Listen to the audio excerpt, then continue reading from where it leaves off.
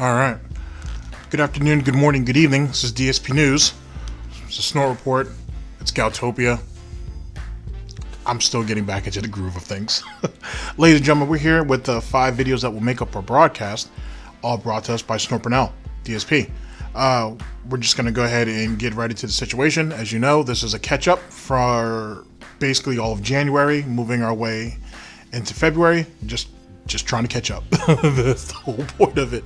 So no chewing the fat or anything. Hopefully you guys are doing well, and let's not hold off. Let's just go ahead and get the ball rolling and whatnot, and hopefully we can try to help you out with your day, get a couple laughs out of it, drink some good coffee or tea or smoothie, whatever you're into and whatnot. We try to accommodate everybody, and yeah, just make the best of a situation. I'll see you guys in a minute.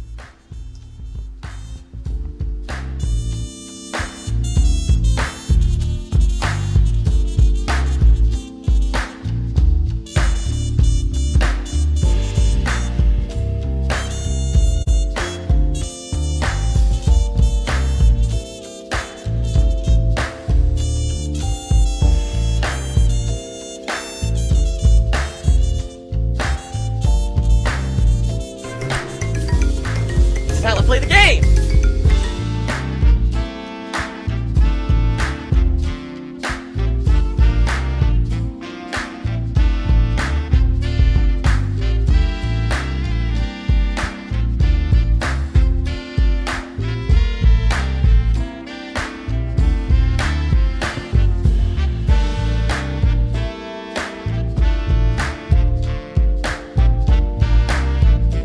To warn everyone.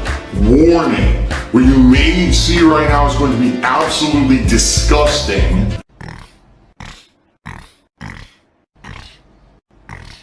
Sound good? Alright, sounds good to me. That would be like the last thing I would actually like to do on YouTube. Hit 200,000 subs. Okay? That would be pretty cool. Yeah, that would be horrible, especially since it took you, what, over a decade to do it? I mean, not to say it hasn't taken people longer. Ladies and gentlemen, we're here with the first video to make up our broadcast, brought to us by Burnell, DSP. Let's see. Thank God he's Declawed. I was never racist. In quality moment between Jasper and his father. This was published on... Sorry. This was published on January 3rd of 2021. The link will be down in the description. Here we go. The last thing I want to do is hit 200,000. Oh boy. Outside of that, I don't think that I'm going to ever get above that. I really don't. I don't think I'm ever going to hit 200K. If it took a year and a half, think about this. It took a year and a half to get to 190K. I'm never going to hit 200K. You know? Maybe if people went over there with freaking bot accounts. That would be about it. There's no way I'm going to get that many subs over there. It's just not going to happen. And I don't care either. Now, So, a couple things. I like the fact that, one, despite the fact that it's an archive channel, it doesn't really mean much of anything. He's still watching for that sub count, which is kind of pathetic, to be honest. Anyway, so that's the thing. Secondly, I like the idea that he knows wholeheartedly that the majority of the people that are subbed to him on YouTube are either dead accounts or bot accounts. You know what I'm saying? Like the same thing he accuses other people for. I'm really glad that he knows that. Or they're just throwaway sock accounts. I'm glad that he realizes that. I'm glad that he's accepted that. I don't understand why he gives a shit about a number that doesn't help him in any sort of way anyway. Him hitting 200,000 subs means what? What does it justify? What does it reinforce? It doesn't mean anything. Do you know how many 200K channels are out there who have been around less time than Phil has and has done less content than Phil has and yet are far more successful? So what's the point? What's the point of you reaching this arbitrary number that doesn't mean shit about shit? It's not going to help your public image any. It doesn't give you any more justification and clout. Maybe back, 6 or 7 years ago, that might have meant something. But now, I mean, anything it's like, what, 10 million subscribers and up is what gives you the moniker of being an influencer. And yet you even spent 6 to 8 years fighting for almost 200K or 180K or whatever the case was. Wow. And yet again, it just goes to show how low the bar is over there, where we have to grasp at these like small little achievements and try to use that to further inflate his deflated dream, career, whatever you want to call all this. It's worthless. It's frivolous. It doesn't mean anything. It really don't.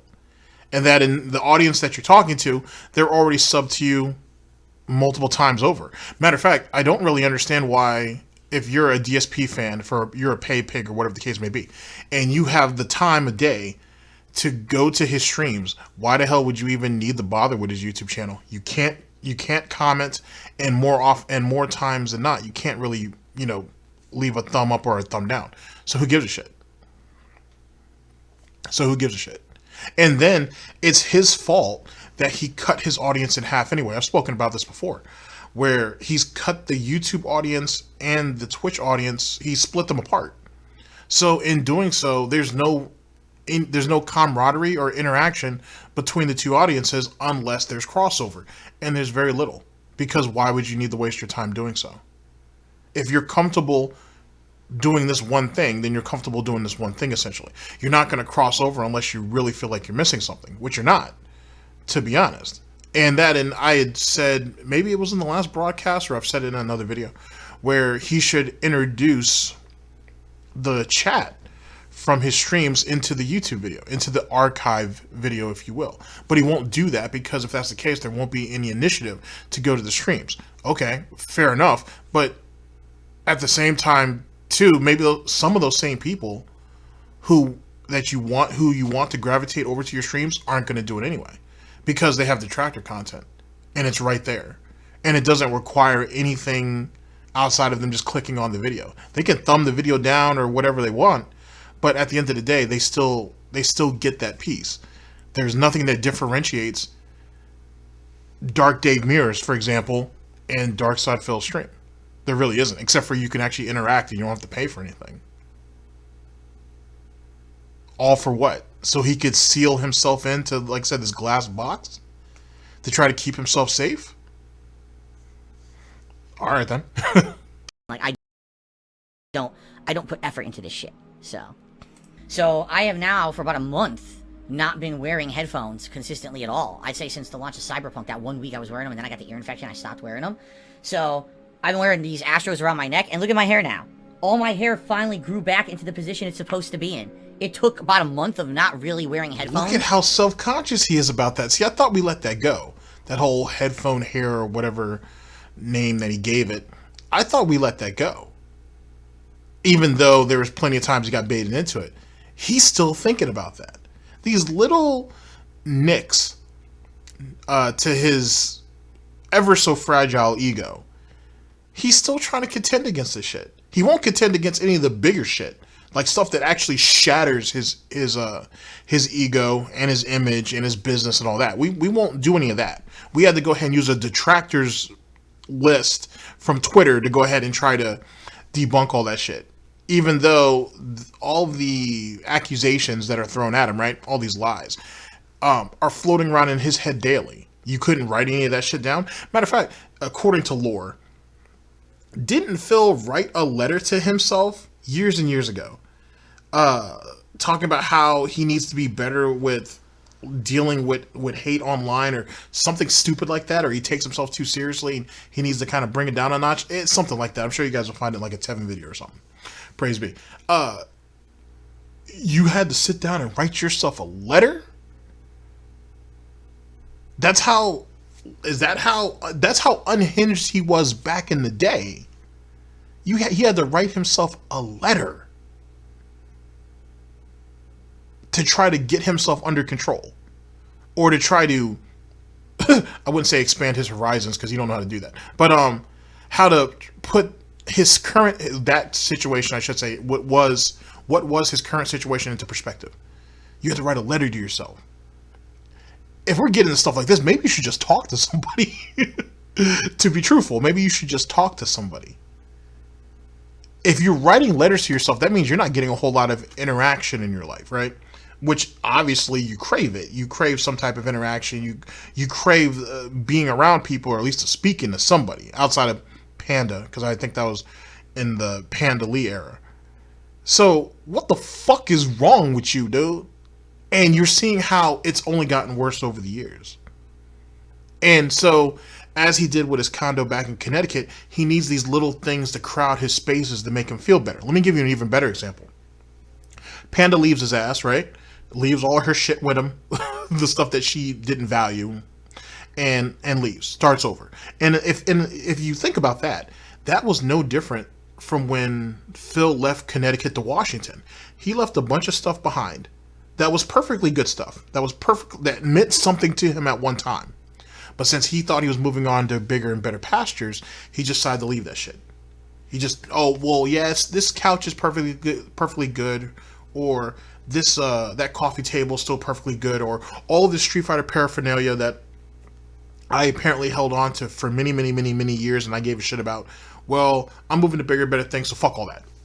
All those things could have fit in that pod that they used to move him and Panda stuff. But no, fuck all that. That's stuff from my past. I don't want to think about that, so screw it. So when Panda picked up and left him, she basically utilized the same lessons, and I wouldn't calling it a tactic is overdoing it, but well, fuck it. She used the same methods that Phil used. She exercised the same thought process that he did. You know what I mean? If you were willing to sit down and think about that.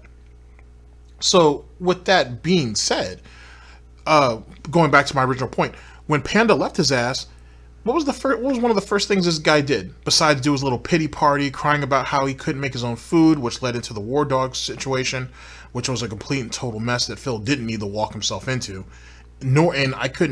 I honestly think he wasn't even baited into it. That's how much of an asshole he is. You know what I'm saying? But that's a whole nother story for another day.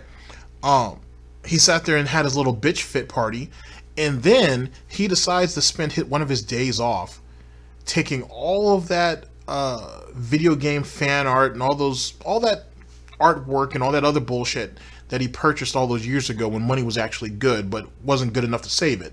But money was good. And go ahead and make his house an art gallery with a bunch of video game paraphernalia. The same shit that he wanted to do for that office that he wanted back in Connecticut for him and John and Howard and probably OJ to chill in and go ahead and pump out all of his YouTube content. For any of you guys who know, you know. It's funny how that works out too. So when he can't fill his time and or space with people that are meaningful, people that will add to you into your quality of life, he has to use things to crowd his space instead. Think about that. Because a thing, an object, can't criticize you. It can't give you pushback. It merely exists. And Phil is okay with people who just merely exist. Look at his wife, Kat. He probably interacts with Jasper far more than he does with Catherine. And the reason why is with Jasper, despite the obvious disappointment that's on Jasper's face, Jasper really don't care. You know what I'm saying? Jasper really doesn't give a shit. That's why that TV is eventually going to fall. Sooner than later. Or eventually Phil's going to fuck up one of his electronics because he thinks it's a smart idea, for whatever reason, to keep spraying water at Jasper while Jasper is around the electronics. I don't understand that, but somewhere in Pignosis logic, that's a thing. You're literally seeing him continuing to dig his own grave and then constructing the coffin or a poorly put together box and filling it all up without the help of anybody, and believing that this is sound logic, like this is actually a good idea, or this is how other people do it.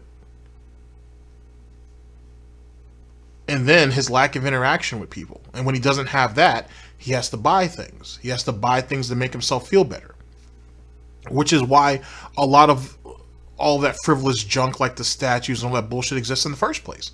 He was drunk. He was probably lonely. He was up one night. He had a bunch of disposable income. He wanted to make himself feel better. And that's what he did. Think about it. But my hair went back to how it's supposed to be. Finally. It took for about a month, but it's finally back. Look, it's full and thick where it's supposed to be again. That's why people are like, oh, Phil, did you know you're going bald in the middle of your head? No, actually, it's just fucking headphones. It really is. It's so annoying. It's just so stupid. There's a spot, I have a spot in the back of my head right here where absolutely my hair is thinning, and that's been for years. That's been like that. Right here, in the back of my head. I know that. But this is all, it's all great again. It actually regrew. Because there's no freaking headphones on it. This guy is 1,000,000% a pathological liar and a sociopath. Absolutely. On top of that, he's told us plenty of times that his hairstylist has told him you're not going bald. Well, in the back he is, but at the top you're not. She's told him this plenty of times because he's told us plenty of times. So he already has the positive reinforcement from someone outside of Catherine, basically. And yet that still wasn't enough. That still wasn't enough. But I thought he doesn't live for the detractors, trolls, haters, and critics. You know what I'm saying? I thought they were just a bunch of fucking brain dead idiots out here just spewing stuff and it doesn't mean anything. Seems to mean a whole fucking lot to me, apparently. That's what it looks like. Over some headphones. Still can't address the problem with this ear infection, right, in our personal hygiene, but his hair is full and thick. Okay. Way to prioritize. You say stuff like stupid fucking devs and insult devs when you get frustrated in any way in every game. Is that not being toxic as well? Doesn't it breed toxicity? It breeds toxicity to people who are stupid. People who don't understand that if you're in the middle of a very heated part of a game and something goes wrong, if you're in the middle of something and it really pisses you off, you're going to say something like that. But if you watch the entirety of the playthrough, or you watch the final part of a playthrough where I weigh and balance all the positives and negatives that I've had during that playthrough and I tell you the truth of what I saw as a big picture, then you get the true feeling. Not in the heat of the moment. There may be a great part of a game. I'm like, wow, this game's absolutely fucking amazing. And then 25 minutes later, the game breaks down completely. I say, wow, this game fucking sucks. And both stand true for that moment that I'm saying it. That's not an absolute statement. Only dumb shits would think that. Seriously, if you think that because at one point someone says, man, the devs suck here or whatever, that's 100% encompassing of the entire gameplay experience, you're just an ignorant idiot. That's not the fault of the person saying it, that's the fault of the idiot who just thinks everything's an absolute. You know, sorry that you're dumb. Wait, so when you were talking all that hot shit about people being shills during State of Decay too, right? Like, and then you went ahead and took it back and said that wasn't what you fully meant, and you thought that your tweet only went to people who followed you on Twitter, and you didn't know it was available for the whole world, despite the fact that he goes out of his way to address tweets to people that he doesn't follow on Twitter. But whatever, semantics. Wasn't that just you know what I'm saying? Wasn't that you just speaking in the moment and this, that, and the third? What is your overall feeling about them? About influencers, about people who get early and advanced copies, and so on and so forth. If that's the case, right? If he's saying that this one single statement does not encompass and or reinforce his overall thought of a video game or of a situation that's going on online or whatever, I'm adding to this a little bit, right? And you shouldn't be judged, and he shouldn't be judged by that. No one else should, right? And if you do, you're stupid. Then if you believe what he says, that the idea of having advanced copies or early copies or whatever is a terrible practice, it shouldn't exist, everybody should be on the same playing field, right? Even though, like, I need you to suspend disbelief for a minute that he's engaged with all those practices, and he still kind of does, and he doesn't really tell us, then doesn't that only reinforce his previous statement? The statement he made about this game is buggy, the developers don't know what the fuck they're doing, they should lose their jobs, it's a waste of money, we were ripped off. When he says that during, I don't know, part 50 of whatever playthrough, and then at the end of the game, he kisses the game's ass, and yet still reinforces some of the negativity that he said throughout that playthrough, what's the difference exactly? Is it not all pretty much the same thing? You're just trying to clean it up to not make yourself look like so much of an asshole?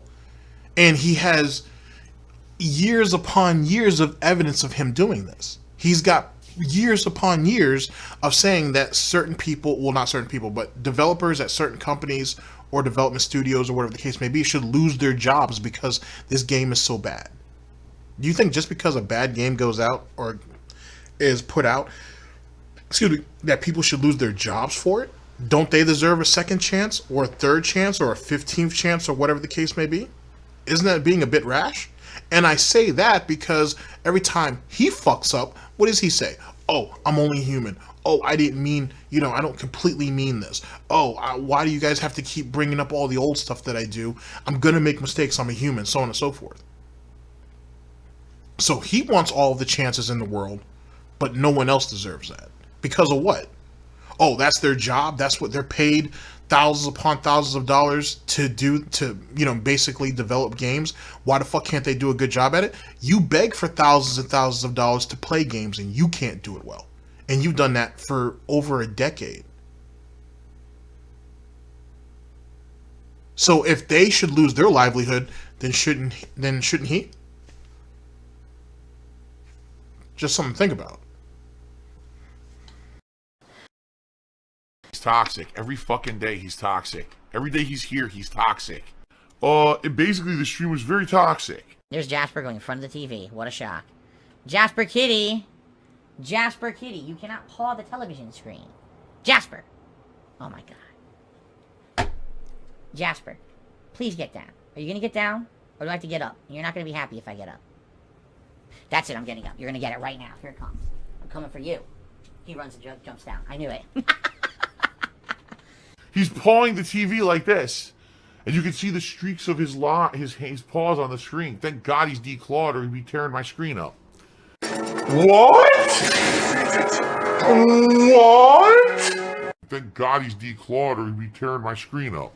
Oh, hurtful. Now, ladies and gentlemen, are we ever going to really find out if Jasper has been declawed or not? No, unless someone can actually find out the shelter he was adopted at. Unless someone can find that and then at least get some of Jasper's history out of the paperwork, we'll never really know.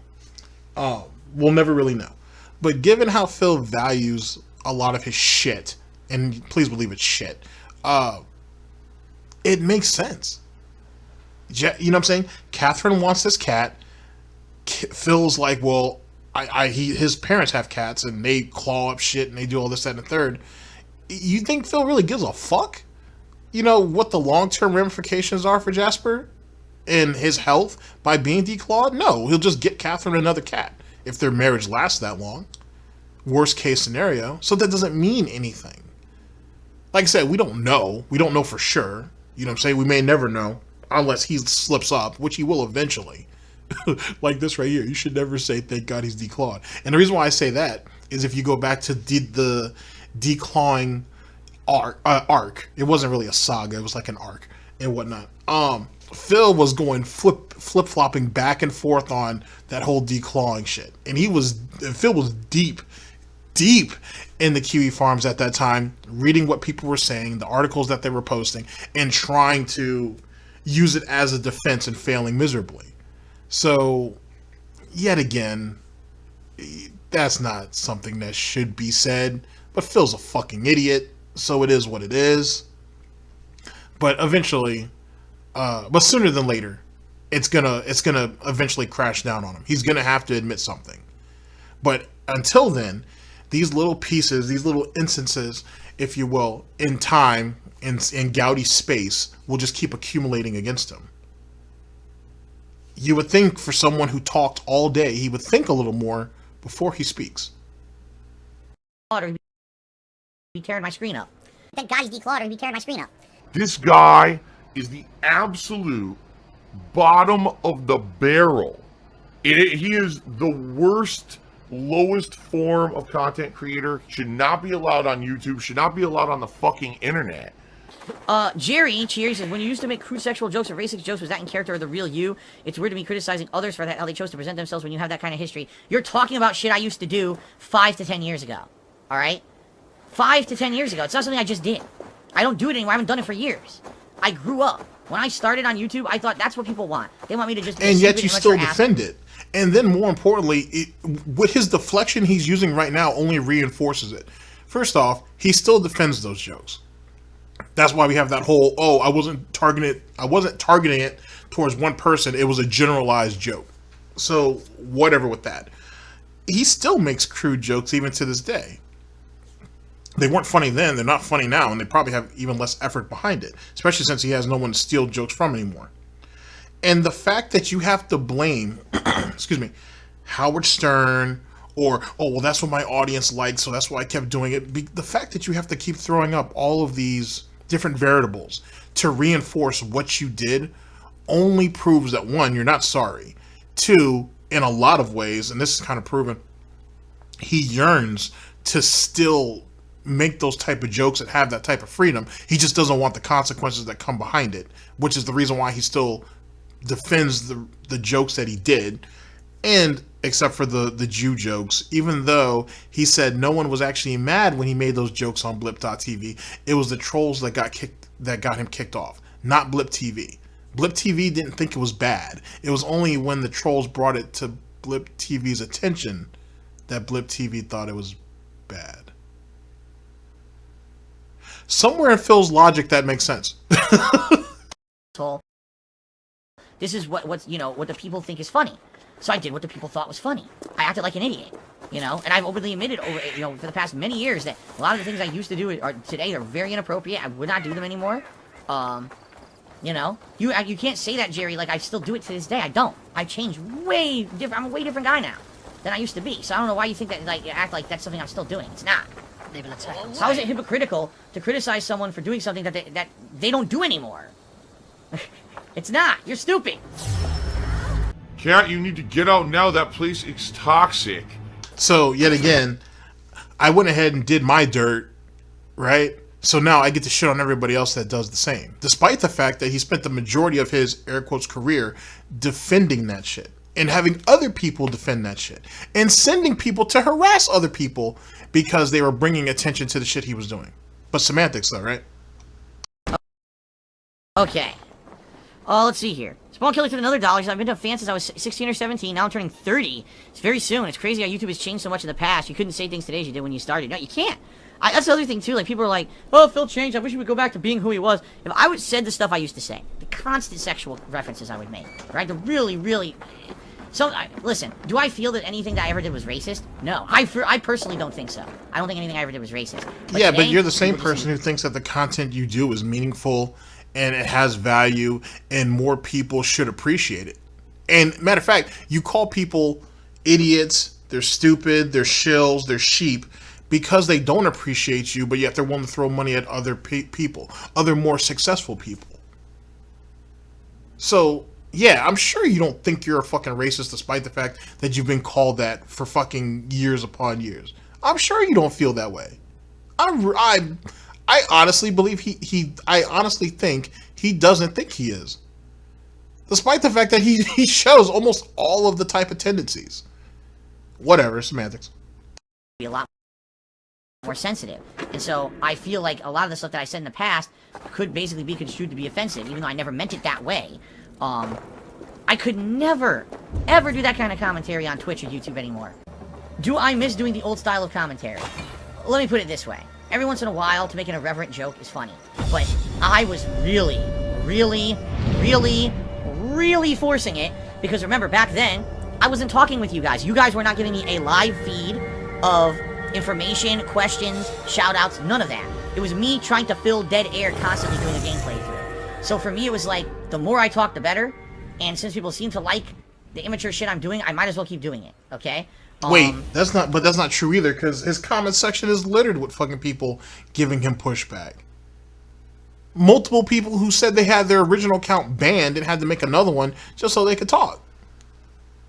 So just because they weren't telling you right then and there, oh, Phil, you shouldn't say that. Hey, Phil, that's not cool. When you were sitting there deep into your comment section while drinking your fucking gin and seeing all these comments, you didn't take any of that into account that maybe I should stop? No, it was like, oh, well, there's just a few people, no big deal. They're all piss-ons. You know what I'm saying? They can leave anyway, and more people will come in to replace them. So it wasn't like he wasn't getting the feedback. That's not the case. Whether it was instant or whether it took a couple hours, he was getting the feedback. He chose to ignore it. Which is kind of the reason why his dumb ass is where he's at now. And yet again, he didn't come out and say, hey, all the stuff that I did, do I wish I could go back to that? He didn't say, no. I've grown, I'm mature, I don't need that anymore. He has to come up with an excuse to defend why he did it. Which sounds to me like someone who wished they could go back and do it. And then you could go ahead and end up like Spoonie. Look at that shit. Spoonie's on record for saying, I say offensive shit. I like saying offensive shit. I don't really give a fuck what people say about the offensive shit that I say, and I'm gonna keep doing it despite what the consequences are. At least he's honest. At least he's sitting there willing to deal with it. If Spoonie, worst case scenario, well, not even worst case scenario, let's just say in some type of radicalized version of the situation, if he decided to spend the next year to clean himself up, right? He could put himself in. There's still a place for Spoonie. That's the point. I don't mean to talk myself in circles, despite the fact that's what I do. But Spoonie, if he decided to clean himself up, there's still a space for Spoonie. Not for Phil. Where Phil's at is where Phil's at. Period. Because even if Spoonie was faking it, it would come across genuine enough that people would still believe in him. Phil can't even do that. And the majority of his fan base is such garbage that no one would even want to. You have to understand that it's not just Phil. It's the fan base too. He can't even get around that. And he can't really control that either, because he's so financially dependent on them and emotionally. He's boxed himself in the worst way possible. He can never get out. He can never get out. And even if he wanted to, his air quotes fan base wouldn't let him. They wouldn't let him. Because you apparently have a bunch of grown-ass men who are comfortable with taking care of this grown-ass man. Why would they give that up? I want you to really think about that. Why would they want to give that up? They've taken on the responsibility of fostering or being some type of supportive or playing some type of supportive role for him. Why would they give that up? For most of these people, that's all they have. They're not going to want to lose that. They may want to see him get better, or they may say so, but they want that to be on their charge. They want that to be on their watch, and they want that to be by their efforts, not by anybody else's. Just something to think about. I'll be honest, after a while, I got tired of it. It actually became tiresome and or frustrating to have to constantly be coming up with something stupid to say at every moment. And people started complaining about me constantly talking over cutscenes and games and the like. And so there was this movement to really see me change and not do that kind of stuff anymore. And it took a while, keep in mind, it took quite a while for me to get used to it, but if you don't notice, now I barely ever make a sexual comment in a game anymore. I barely ever will say something racial in a game anymore. You know, I try to be way more open-minded and less offensive. That's just kind of who I've become over the years. Are there times but that's when not a change that he made because it was for the betterment of himself, his community, or the audience. He did that because his back's against the wall, and if he doesn't do it, he's going to lose a way of making income. There's a difference. There's a difference of you doing it because it's the right thing to do, right? And you doing it because you have no choice. And that's the thing. When Phil talks all this bullshit about, oh, I've made changes, I've gotten better. No, he didn't. He made changes. He didn't make changes. He was forced into them. That's the reason why when Phil's given that, let's reword that. He was forced to make changes. When Phil is given the option to make a change or to do something else, as he just said, he procrastinates. He'll take years upon years until he gets around to doing it. And why is that, ladies and gentlemen? Because he can. Because he doesn't see an incentive to do otherwise. It's only when he is forced is when something actually happens. Period. Just like you actually see that in his relationship with Catherine. Let's talk about the differentials between, or at least some of them, between his relationship with Panda and his relationship with Cat. Honestly, I assume Cat is treated not too differently than Panda is. In some ways, I should say. But the main difference is he married Cat. That was it. That was the only real change in their relationship. He married Cat. And Cat may be more comfortable with being by herself or only gradually dealing with him, whereas Panda wanted to deal with him. Or she wanted to, maybe not deal with him. Well, let's reword that. She wanted to spend time with him. Yet again, he didn't change his circumstances. He didn't mature. He's dealing with the situation as it comes along. You've got two different women who have two different types of outlooks. You know what I'm saying? He married Catherine for a reason. And it wasn't that he loved her. He married her for a reason. Because there was obviously some benefit that was reaped from that. You could say the same thing with Wings and Kelly in that situation. Same concept. Wings married her for a reason. What the reason is, like people like to throw out healthcare and all kinds of other stuff. I don't know. I don't know fully. But he married her for a reason.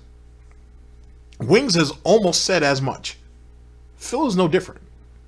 At the end of the day, he needed someone to take care of him. And if the only way to keep her locked in was to put a ring on her finger, then so be it. And actually go along with it, which is what Panda wanted. Panda wanted to marry Phil, if you guys remember your lore. She wanted to get married. He didn't want to marry her. And then she picked up and left him. And is doing all right.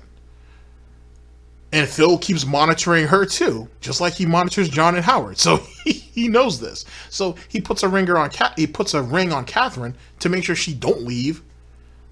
Not that that would mean much of anything anyway. If she still wanted to pick up and leave, she would. And only changed his situation or conformed his behavior so he doesn't drive her away like the last one. Yet again, a back against the wall type situation. His baby back's on the grill, if you will, type situation. That's the only thing. Phil has never changed. He's forced to change his position, but he doesn't change because a change is something you have to do willingly. He doesn't do that. He does it because he has to. And that's why he's fallen behind everybody else. I love the sad face he has here too. But that's the reason why he's fallen so far behind. Even as something as easy as playing video games for a living. He's the one who had to bring in all of this extra and had to do all of this shit. How hard is it to sit down, turn on your fucking console or your PC and play a game and actually have a good time? That's what he tells you he does every day. But he clearly don't. And then he wants to be looked at as more than a content creator of a video game content creator until he says something stupid and then he says, oh, I'm just a video game commentator.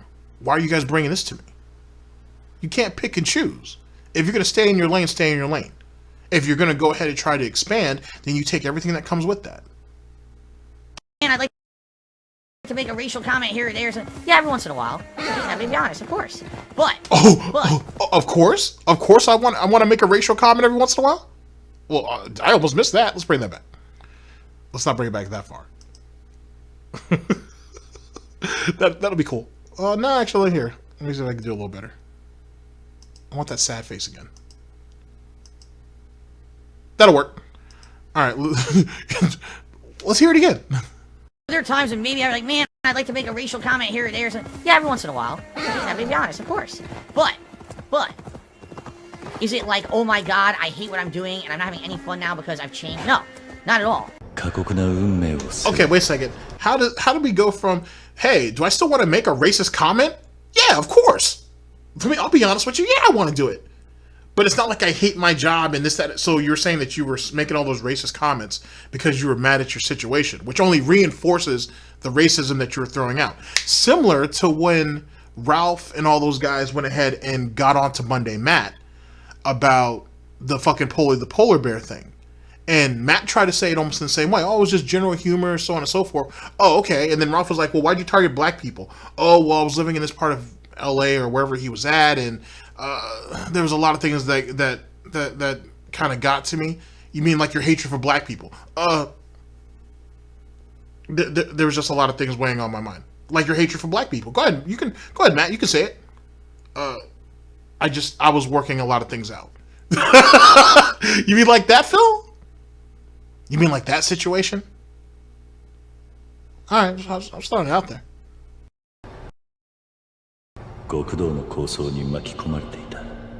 I enjoyed the fact that I changed that because a lot of these locals really have like the same type of tendencies. They really, really do.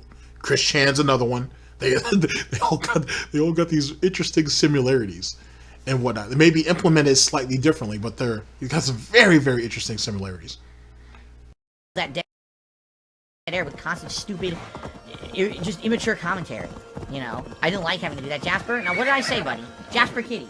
What did I say? I said you can't go up there. Now I'm getting up and you're going to be in trouble. Here we go. The big trouble for Kitty coming right now. Here it comes. The big trouble for Kitty. Big trouble for Kitty. Why do you keep going up? Huh? Why do you keep going up? I just want you to not want my TV. That's all. Can you please behave?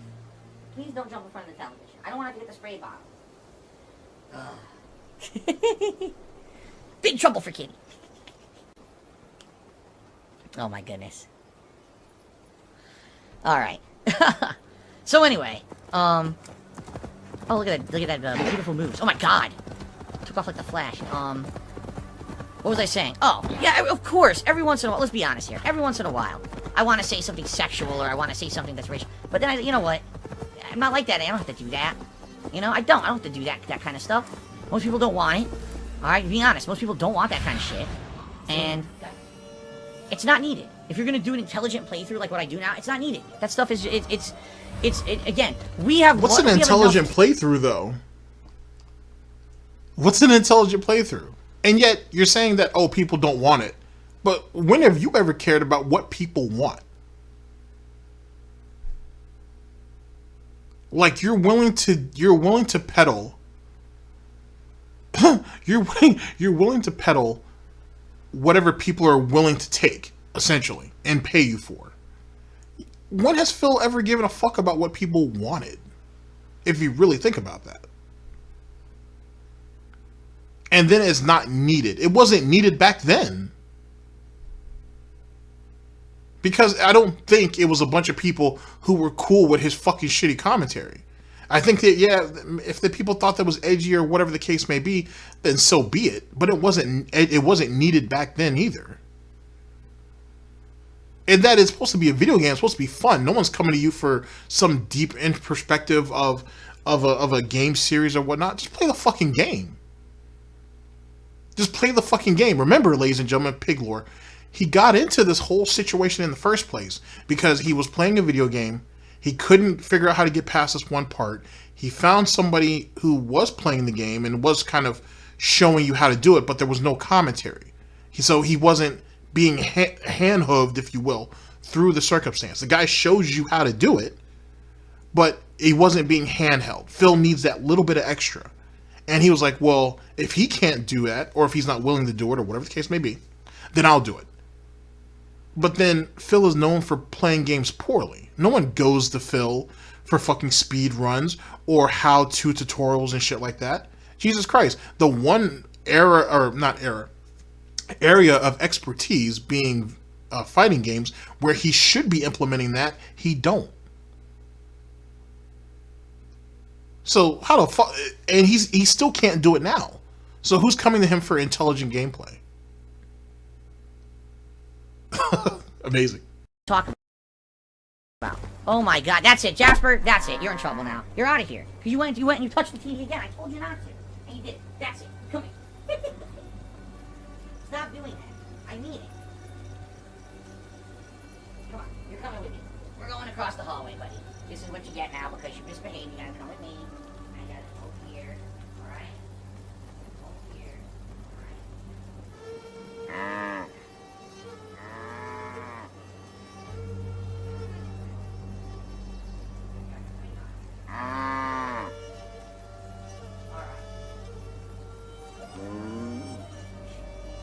I'm gonna give Jasper one more chance, but this time, I got the spray bottle.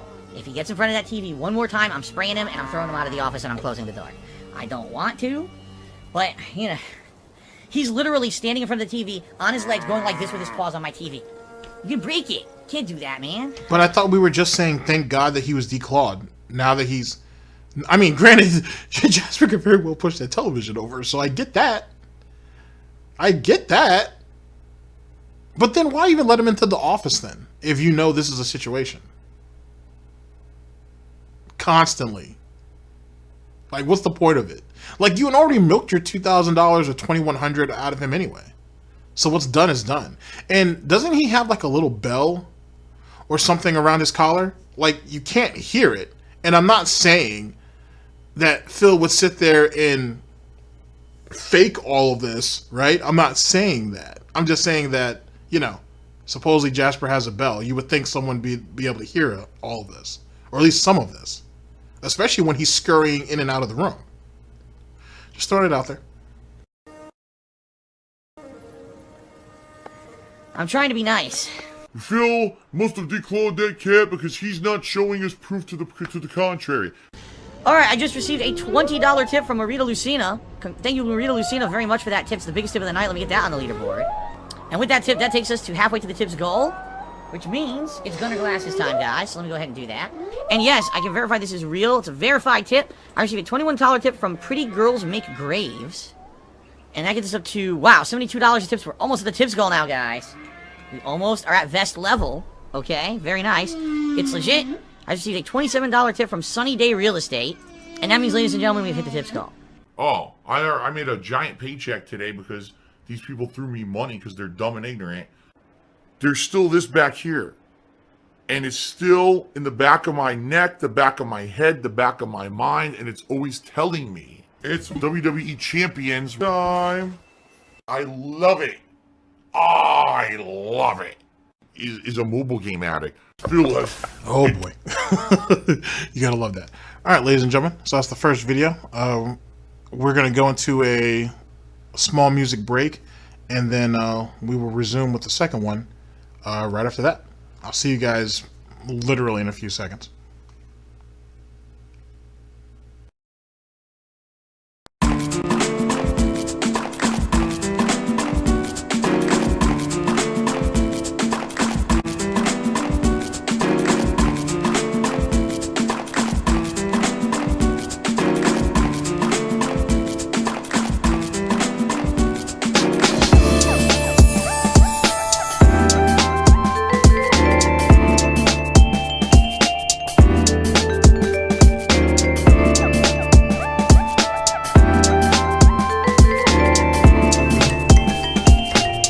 Play the game!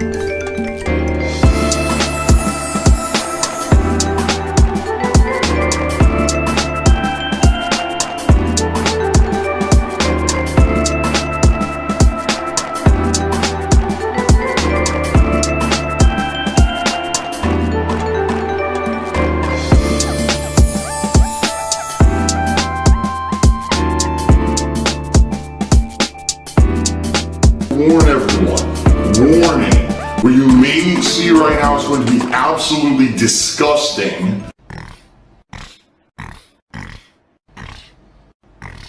Sound good? Alright, sounds good to me. So, my chair is creaking extra creaky this morning. Can you hear that shit? That's the chair. So I'm telling you guys, I definitely need a new chair. This chair was not meant to be sat in every day. For the length that I sit in it. This was a discount store chair that my parents bought me when we were furnishing the condo in 2009. And now it's getting used, and now it's falling apart, creaking, cracking and creaking. That sounds to me like the wood's gonna break. So, definitely need to get a new chair. Help! Indeed. Even though that was all part of the new changes, right, that was implemented that everybody seemed to be praising him for. Imagine that. Ladies and gentlemen, we are here with our second video, brought to us by Burnell. DSP, I need a new chair. 268 fake tips blocked thanks to changes and destroyed by Invisible Dude. This was published on, let me refer to my notes here because I'm a professional. Destroyed by Invisible Dudes and COD. This was published on January 4th of 2021. Link will be down in the description. Yeah. Let's be honest, that chair was already in the nook. It was a quick a quick fix and whatnot. It was the illusion, right?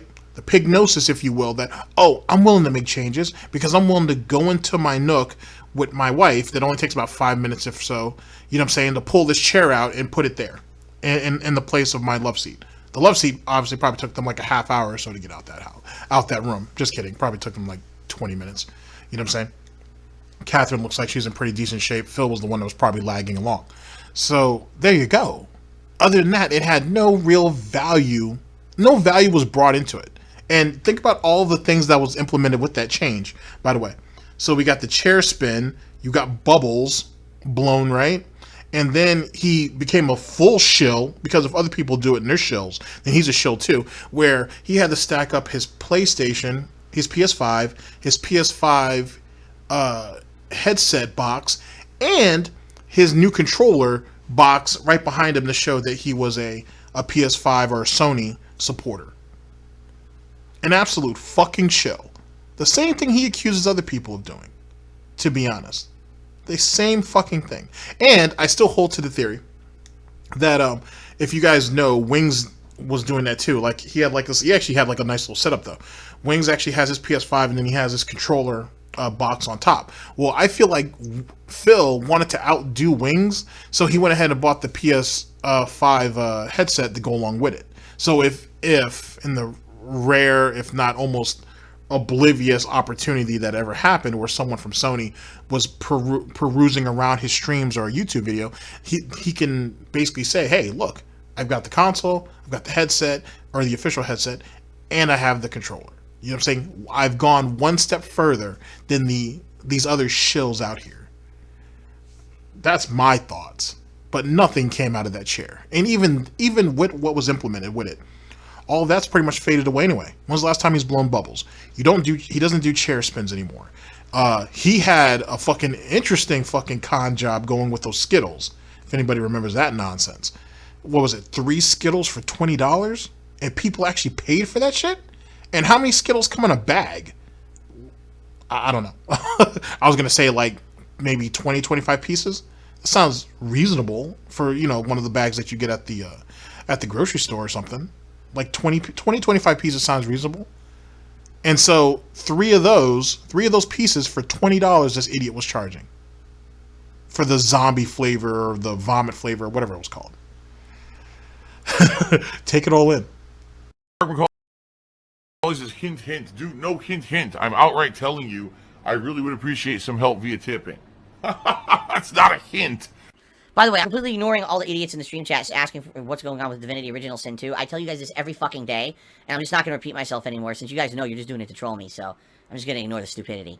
Well, my hope here is that long term, I will not have to worry about tip audits. I will not have to worry about contributions coming in that are illegitimate, okay? I've already put changes in place this week that seem to have been kind of working. I don't think they're 100% foolproof yet, but I'm tweaking them and trying to make them better. And it looks like so far there has been some pretty big effectiveness. I'm not gonna talk specifics, but I'm just gonna say I checked the stats. Okay, I've had these changes running for a few days now. All right, ladies and gentlemen, I'm not exaggerating. This is the actual stats I got from PayPal. It runs a report every day. Since I instituted these changes, all right, I have successfully blocked 268 fake tips. Oh my god! What the fuck? Whoa! Whoa! Don't lose him. I'm not kidding. 268 attempts to give me a fake tip in the last 3 to 4 days were blocked. Alright?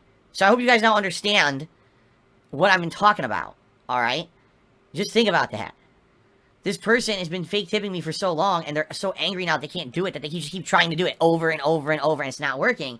You see, this is the extent of the madness of this person. Someone who would commit 268 felonies in a span of 3 to 4 days. Do you realize if this person was arrested, they would go to jail for a very long time?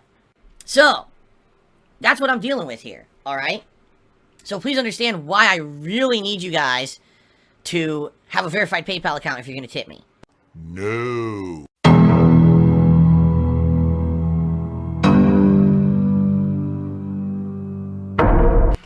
Earlier today...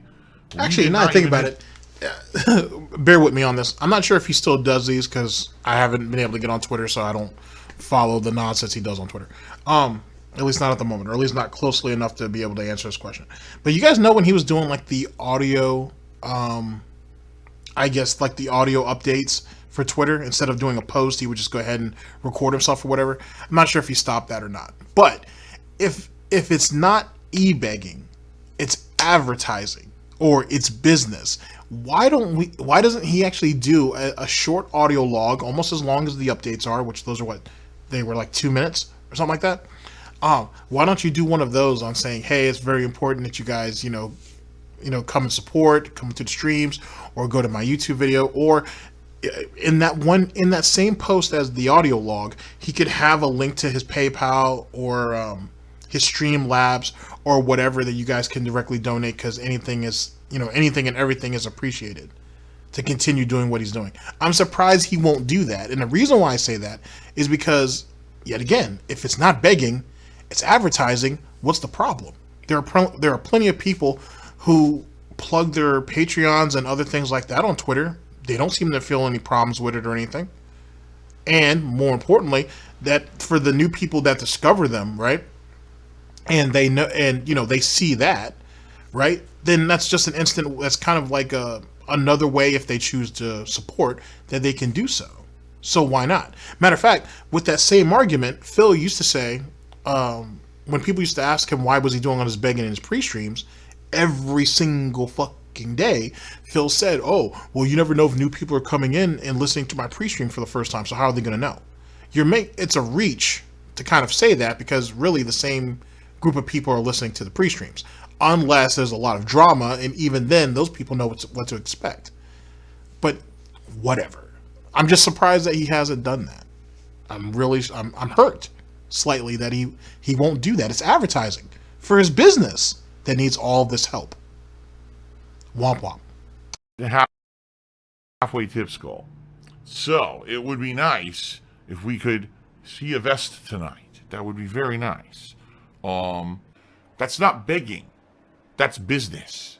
Oh, beautiful headshot. He missed. Oh, someone got me even though I was completely behind cover. That's very entertaining. Completely protected by cover. Get sniped.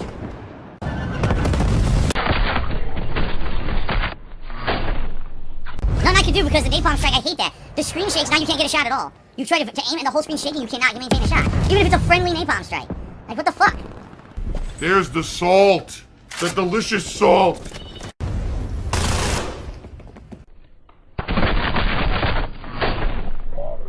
Come on, are you kidding me? That makes no sense at all. That made no sense at all. He had less health than me. He'd been stunned, and I was shooting into his fucking face, and I die first. It makes no sense. That's what I hate about this fucking game, the nonsense like that. Like, what world do you live in? What the hell's playing the music for?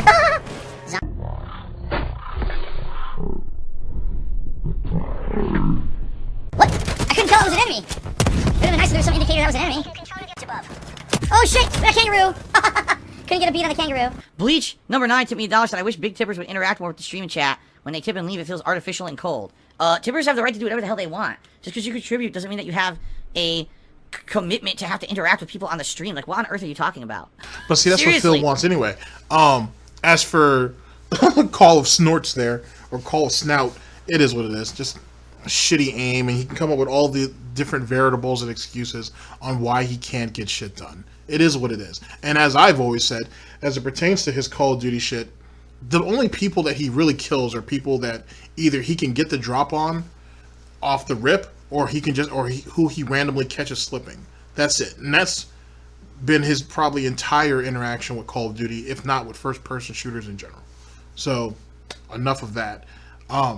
As it pertains to big tippers coming in, giving money and bouncing, when you look at Emerald 7, when you look at King Tut for at least the first part of his reign, when you look at Planet Jeff, when you look at is it Ninstar Rune, when you look at some of those guys who used to come in and drop big money, let's look at Swaggins. Actually, Swaggins is a good example of that to some degree. Later on down the line, after getting all of the hate that he got, I mean, there's a lot of jealousy that kind of goes on in Phil's chat, especially when it comes to big tippers. Even if some of those big tippers drop subs to other people. Who's the guy who's under the fucking microscope now? Only Ice Coffee. Allegedly, they fucking hate the shit out of Only Ice Coffee, and he's dropped some big money. I don't know where he's at in the all-time leaderboards as it pertains to tips or gifted subs or bits or anything, but I would assume in all three of those categories respectfully, he's somewhere on that leaderboard, or he's moving his way up, and people allegedly hate him. Go back to Vidal, Brightside Viking. not everybody fucking, excuse me, I apologize. Not everybody fucking went along with the bullshit that he did.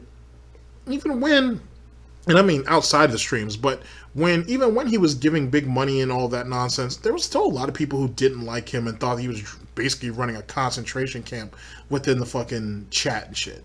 You know what I mean? At the end of the day. You know, you could say the same thing for Straight Cash Homie to some degree. You know what I'm saying?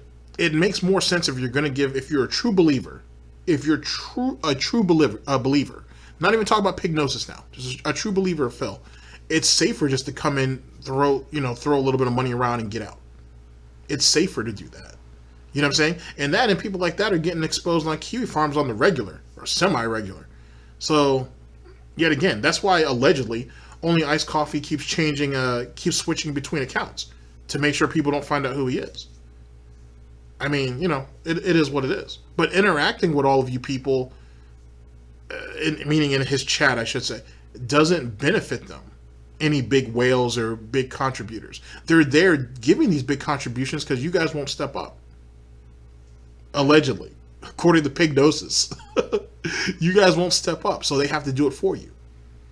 Isn't that why Swaggins and I think it was Swaggins and only Iced Coffee had to basically take shifts on who was going to make sure the sub goals or the vest goal was going to keep getting hit each and every night? It was basically between the two of them guys. Maybe Planet Jeff under a sock account was helping out too.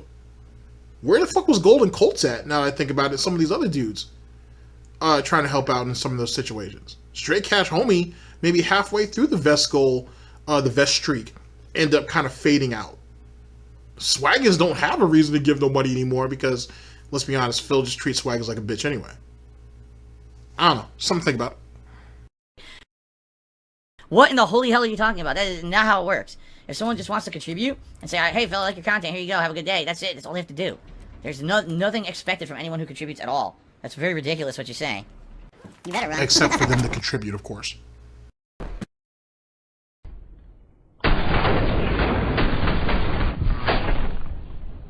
Instant kill! From point blank range, instant kill. Look at that. That is complete stupidity and should not be in the game. It was an auto aim, bullshit, quick scoping instant kill. Not earned at all. Complete horseshit, and Treyarch should be fucking ashamed. They seriously should be fucking, like, so red-faced embarrassed at the games like that. Fucking idiots. Oh, you're gonna get salt. Let's be honest, the snipers in Treyarch games have always been overpowered. We all know this. We all know this. Going back to the last glorious game that Treyarch made, Black Ops 2, that shit was fucking insane. The sniper communities back then were fucking insane. You can still find YouTube videos on that nonsense. People fucking trying to write up petitions and shit to get the snipers fucking nerfed and shit. And even when they got nerfed, they seemed like they were actually better than they were before the nerf.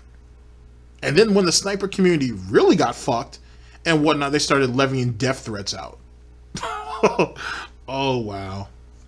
So, yeah, but the point being, besides all that extra, in Treyarch games, the snipers have always been overpowered. It is what it is. You know what I'm saying? At the end of the day. Don't put yourself in situations to get shot. How about that? Even now, again, my mouth overpowered with salt flavor.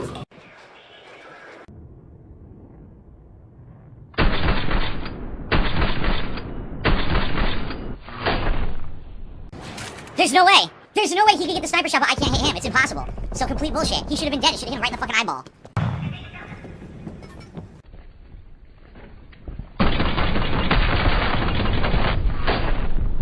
You gotta be kidding me. You see this bullshit? Come on. How did I not hit them? Are you out of your mind? Yes, I didn't hit them. Right. I was completely waiting for them. I fired into their body multiple times. Oh, not enough damage. Now you instantly die. Fuck this bullshit. Fucking stupid. I'm getting older. My reactions are getting slower. I suck.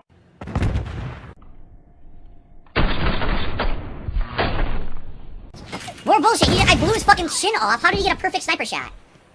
What the fuck? What?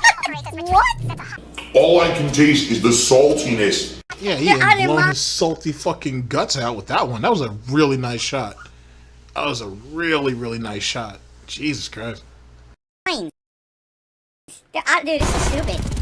It just shows how bad it is from each side. He could perfectly see me as if I were in the open. I was completely behind cover, couldn't see anything, snipe, instant kill. It's bullshit. It's fucking bullshit. Terrible gameplay. It really is terrible. It's fucking bad server performance. If he can get a perfect sniper shot on me, I should be seeing the flash of his sniper scope, not just magic shot and you have no chance to even see the fucking guy. Fucking full of shit.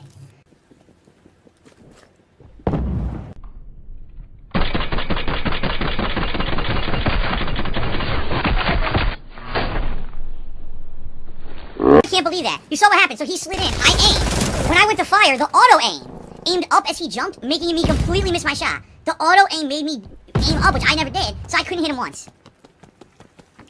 How does Treyarch, like, think this is legit gameplay? Seriously. How could you see that in your game, see footage of your game being played like that, and think that that's good gameplay? Oh, that's great. That shit needs to be fucking fixed. Just because he slides and jumps like a fucking idiot, which he should not be doing in this game, it shouldn't give him a fucking advantage. This guy constantly whining. Wah. Shut the fuck up. God damn. What? Where was he? Are you fucking serious? He was invisible! He was completely invisible on my screen. You could hear him and he never loaded. He was not there. I was killed by an invisible fucking man. Are you fucking serious? What a piece of shit. Wow.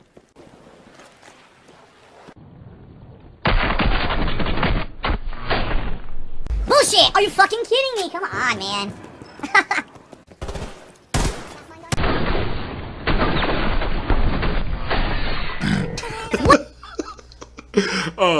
I can give you guys an interesting example. So if you guys follow 402 Thunder at all, he actually had a couple of videos early on in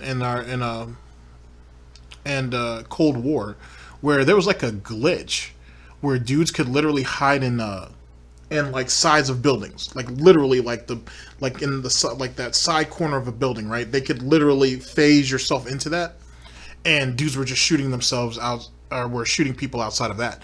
Matter of fact, there's another guy. It's not Straight Up Knives. These Knives Only.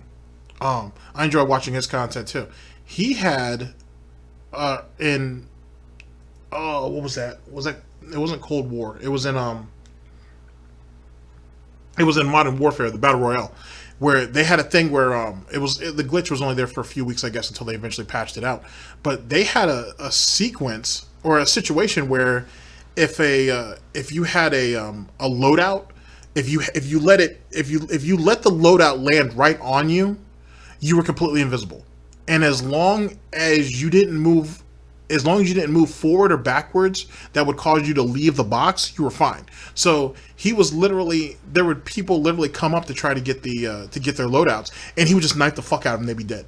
Now, he did it because he wanted just to show people the glitch. So he wasn't trying to be malicious, but that was hilarious. He killed like 4 people like that, and people would throw grenades at it, people would try to shoot it, and nothing worked. He was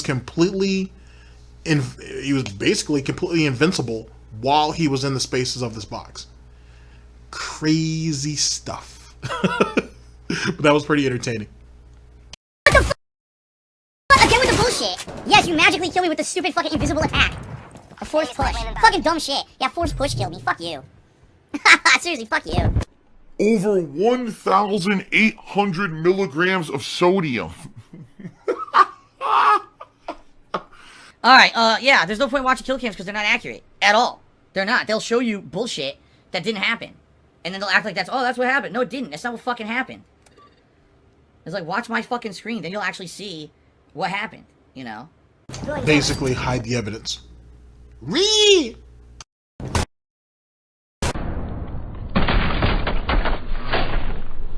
How is he alive? How is he alive? I hit him first, I hit him in the face. The gun went into his and face. Actually, if you think about it, that's like Phil's whole concept on debunking, right? When you think about the kill cam, right? We're watching Phil play in real time. You see how he gets killed. When you see the kill cam, you get to see the second half of the story, the other perspective, if you will. Phil wants to cut all of that out, and he doesn't want to have to explain it unless he feels like bitching about it. To where you only have to take in what he says at face value. How much of an honest individual are you if that's your mindset on anything and everything that goes against your narrative? Take it all in. He should be alive. This game is a piece of shit. No fucking way, dude.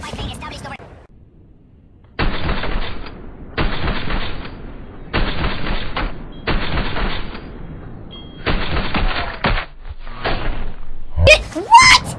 I hit him at least 6 to 9 9 times. He didn't die. He did a glancing shot at me and insta-killed me. Fuck this. Fucking Treyarch. Lick my fucking turds. You fucking morons. Oh! Benefactor. Oh! Where are we headed? That is disgusting. Disturbing and disgusting. Ringo, big boy, thanks for all the cheers. I appreciate it. You say the same thing 47 times about me trying to fucking work out and go to the gym. I appreciate you just repeating yourself nonstop like I'm supposed to derail my whole Call of Duty stream to talk about fitness now, right? It's all about what you want to talk about, right? What? I don't need to go to the gym. Oh, look at that flex, bro. Oh, yeah, wow. The peak, ladies and gentlemen, of Pigman physical fitness. the truly apex of his species, to say the very least. Well, that was really important, wasn't it? How on earth was I getting hit there? How am I getting hit? I'm not exposed at all. I'm completely behind a wall. Fucking goddamn, they suck with these servers, dude. Yeah, right. Alright, guys, I would appreciate if you like the gameplay, if you like what's going on, the ass kickings that I'm dealing in Call of Duty tonight, if you contribute tonight with cheering, subbing, or tipping, I would greatly appreciate it. It's been pretty slow right now for quite a long time. Yeah, for some of you who are spamming hint in the stream chat, maybe instead of spamming hint, you guys could hit me tonight. That'd be great, huh?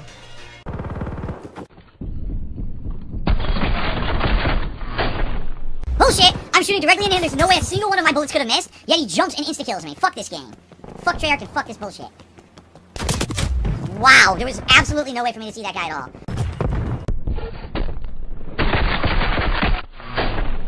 Bullshit! I shot him! He got hit by the grenade, and then I shot him in midair, and he's still alive, but he insta-kills me.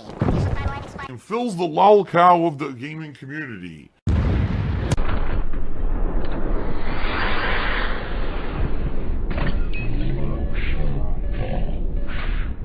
What the fuck? You Yeah, he fucking deserved idiot. that. He deserved that. I mean, don't be wrong. I'm someone who advocates for using your teammates as meat shields, but don't throw a grenade like that. Don't throw a grenade like that. In truth, though, I have to, and actually, it does work in this. To be honest, if you're not, especially if you're not playing hardcore, you should be able to throw out equipment or shoot through your teammates, right? Because obviously you can't harm them and whatever. But he deserved that one. That was pretty fucking hilarious. It was a bad throw too, but it was pretty fucking hilarious. Oh my god! The most boneheaded fucking move. He's already out of the door. He backwards walks into the door and kills me with my own Semtex. And then I have no idea. I can't fire because the frame rate's too low. I can't fire because the frame rate is so low. Are you kidding me? I think in general, overall, I have improved as a gamer over the years. How? How is he not dead? He's not firing his weapon. He runs into the line of fire. Oh, I'm instantly killed. This fucking sucks. It's fucking terrible. It's fucking terrible. He ran right through all of my bullets and insta-killed me. Oh my god. Oh my god, he's drinking gin. This is why these games are shit. I would never play this shit competitively. Are you out of your mind? I'll play it casually for fun. Can you imagine this being competitive? Are you out of your fucking mind? Everyone's a fucking robot Terminator running through full auto shots. Full auto.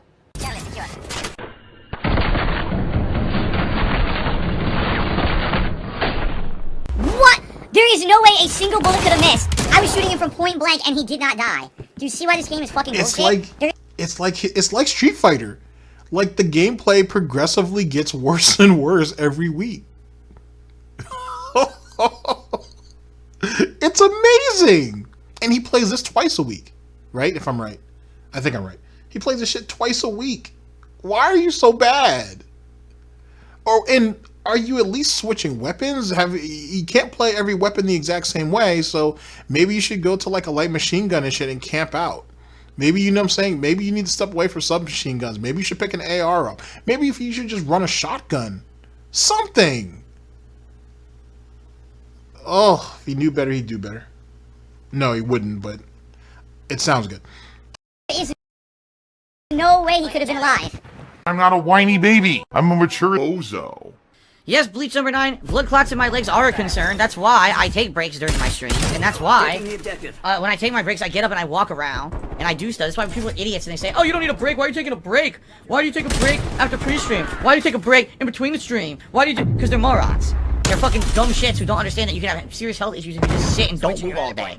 But that's literally what you do, is just sit around and don't move all day. Now, he did say, I think I first heard it back in like 2017.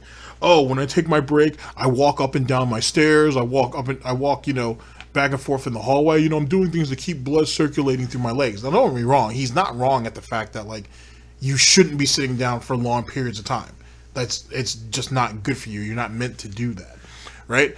And like I said, you can have overall health problems and issues. At the same time, you should be doing things, though, as well to advocate better blood flow as well as just your overall health. That means going out and fucking exercising. But he don't want to do that.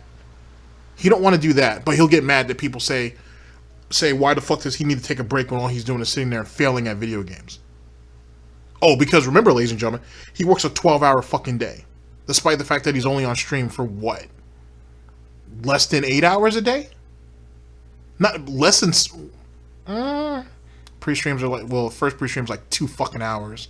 And then you may be getting 3.5 hours worth of gameplay. Maybe. And then you got a 2-hour stream at night unless he has to go into overtime, and then it may be 2:30. Whatever. Take it...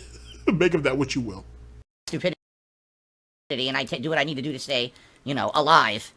Alright, guys. I think that's enough for me. You don't want to see me, you know, crying like a fucking baby here. There's still this back here. And it's still in the back of my neck, the back of my head, the back of my mind, and it's always telling me it's WWE Champions time. I love it. I love it. Is a mobile game addict. You damn right. I love that. All right, ladies and gentlemen, going into our next music break, and then we will start up with the third video of our broadcast. I'll see you guys in just a second. Oh, that's beautiful. That's beautiful.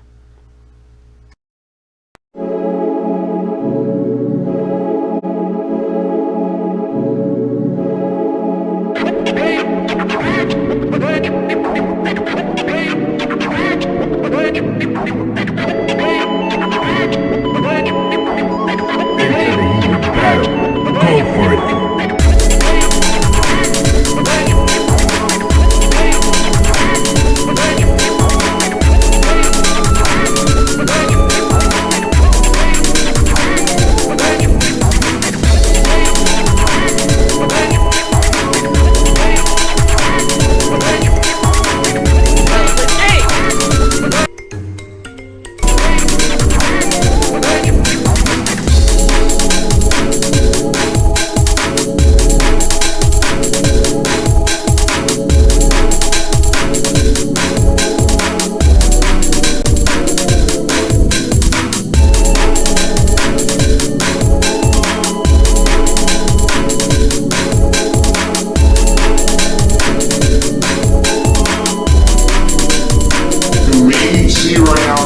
Absolutely disgusting.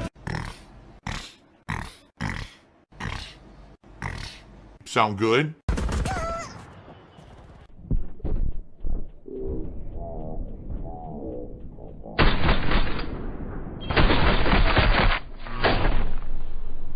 Made no sense. I hit them directly, and then they jumped again, the game chopped up, and I was instantly dead. No sense at all. It's a complete bullshit game. It's just salty and gross. Very. Thank God for SNORTBUCKS. All right, ladies and gentlemen, we're here with the third video to make up our broadcast, brought to us by Burnell, DSP. Oh, wow. 4 Ragequits, 1 mature bozo, Jasper coughing and sneezing, and loving cyberpunk. This is from January 4th of 2021. The link will be down in the description. Damn it, Jasper, were you sick? Hope not. All right, here we go.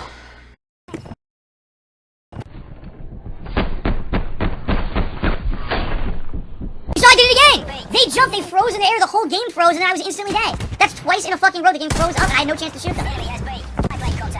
That right there was literally a praise be type situation. That was good.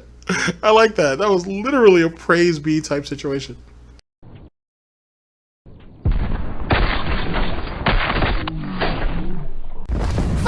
I'm done with this. Fuck it. I'm not playing the rest of that one. It's a piece of shit. He rage quit! He rage quit! Oh my god, he rage quit. Are you fucking serious? Fuck that piece of shit. Are you out of your mind? Yes, these people who are just spraying and quickscoping, they just kill everything. Fuck you. Fuck Treyarch.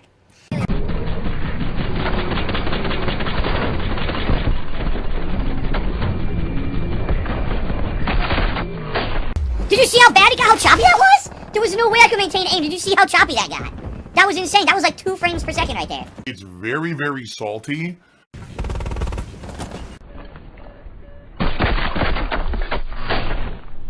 Bullshit. I fired before he ever did, and I was firing Like full. that delayed reaction that he continues to exhibit. Yikes. Like he's never gonna win. He's never gonna win a surprise gunfight like that. You know what I'm saying? Or very rarely anyway. And it seems to be becoming more and more rare as we go along. Boy, if this was steak, you guys would just literally just be taking blood in on this. He can't think well on the fly. He really can't. And not that you have to think. It's just you come around the corner, you should already have your hand on the trigger. You should already have your hand on the trigger. Yet again, he's not playing hardcore. If he throws a couple of rounds at a fucking teammate, it don't matter. It's not gonna hurt him. But then again, he could be alerting an enemy nearby. But it's not like he's thinking that far ahead anyway, so who gives a shit? But he's not going to win gunfights like this. There's no way he would have survived that. He should have died. Complete fucking nonsense. I'm shocked they're not going the long way and coming this way. They almost always do.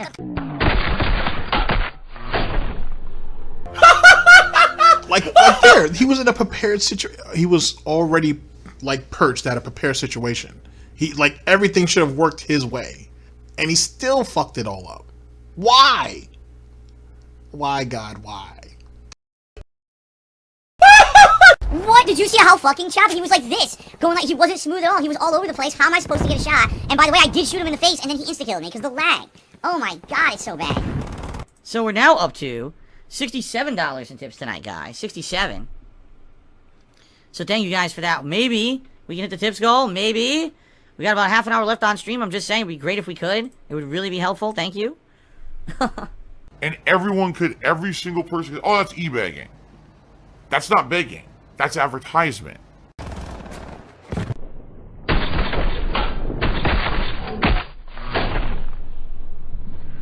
Oh wow, 6 direct shots. 6 direct fucking shots, and none of them counted. Well, I don't say none of them counted, but he didn't die from those. That's bullshit. Can you believe that? 6 direct fucking shots, and the motherfucker didn't die. Unbelievable, dude. Unfucking believable. Salt. Alright, guys. So I'm only playing for about roughly another 20 minutes. Alright? It would be really awesome if we could hit the tips goal tonight. We'll see what happens here. We're close. Closer than we were on the first stream, that's for sure. Jasper, no, you cannot climb up here. No, you cannot climb up on me. No, look at him. He's reaching up. You can see him on camera reaching up. You cannot climb up on me. No, I'm playing the game. You cannot climb up on me when I'm playing the game, you nut. You knucklehead. Come on, get off my leg. No, he's jumping on me. Ah! He's attacking me. He's viciously attacking me. Send help. Send help. I have a vicious cat. I have a vicious cat that's attacking me. Ah! Ah! You nut. You little rascal.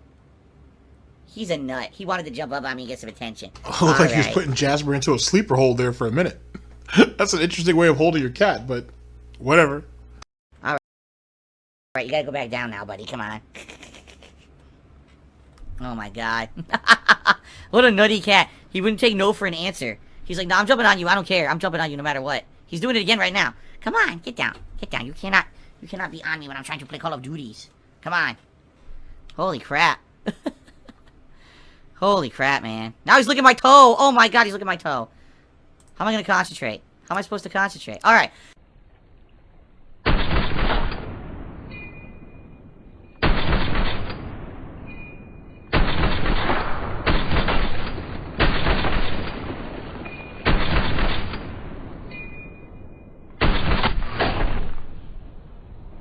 Complete bullshit.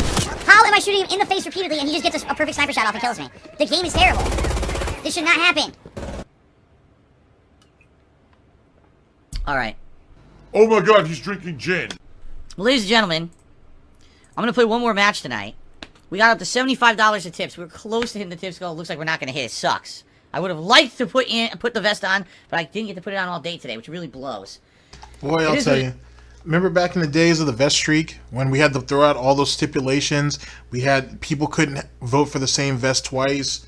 You guys need to start tipping me earlier on in the streams and not towards the end of the streams. Remember all that bitching and complaining and how he was making it seem like putting on a vest was such a hassle? Now he can barely hit that shit to fucking save his life and shit. That's sad. And then if you have to accumulate, oh, well, what he made in the first stream and what he made to the second stream, and that right there makes it a successful day, despite the fact that that's less than $200 or whatever the case may be. We reaching. The DSP fanboys are reaching and whatnot. I'm telling you, I told you guys back then, ladies and gentlemen, the vest streak was, even if he really wasn't hitting it every night, right? Like that's the only thing. But even if he wasn't really hitting it each and every night, right? Who gives a shit? At the end of the day, he was still collecting more money then that way than he was any other way. And that was like a 5-month run, something like that. You know what I mean? It didn't have to end where it did. What was that, 276? He didn't have to end it there. You know what I'm saying? It could have kept going. Yes, he was going to need to add things to it. And in truth, and probably should have done it after 5 months, or before 5 months, I should say, he should have increased the actual vest goal, the amount, I should say. You know what I'm saying? If he did, let's say it was $200 per stream, was he going to hit it every stream? No. But it would better his chances of at least hitting that initial 100. This isn't hard to figure out. You know? This was not fucking hard to figure out. Yes, alright, last match of the night, everybody. Last match. Dandified Pie 2, cheers, says, quick question, do you like cream in your donut? Depends on the kind of cream you're talking about. I don't really like too much sugary goo inside of my donut. They're coming from 3 directions and I'm the only one on B. Where's my team? They're terrible. Losing Charlie. Enemy to B. Whoa, that guy quit. That guy rage quit. He said, fuck this, and he rage quit the game. He actually rage quit the game. No, I'm playing a different match for my final match. I'm not going to let that be my final match because that match was terrible. My team was god-awful, and I'm not going to waste my fucking time. A bunch of complete fucking idiots. Dumb fucks. Yeah, I'm second from last because I'm actually playing the game the right way. They're just going for, like, the thing is a team deathmatch instead of going for the objectives and actually... I'm failing, but I'm playing the game right. I'm playing the game the right way, and that's why I'm second to last on the scoreboard.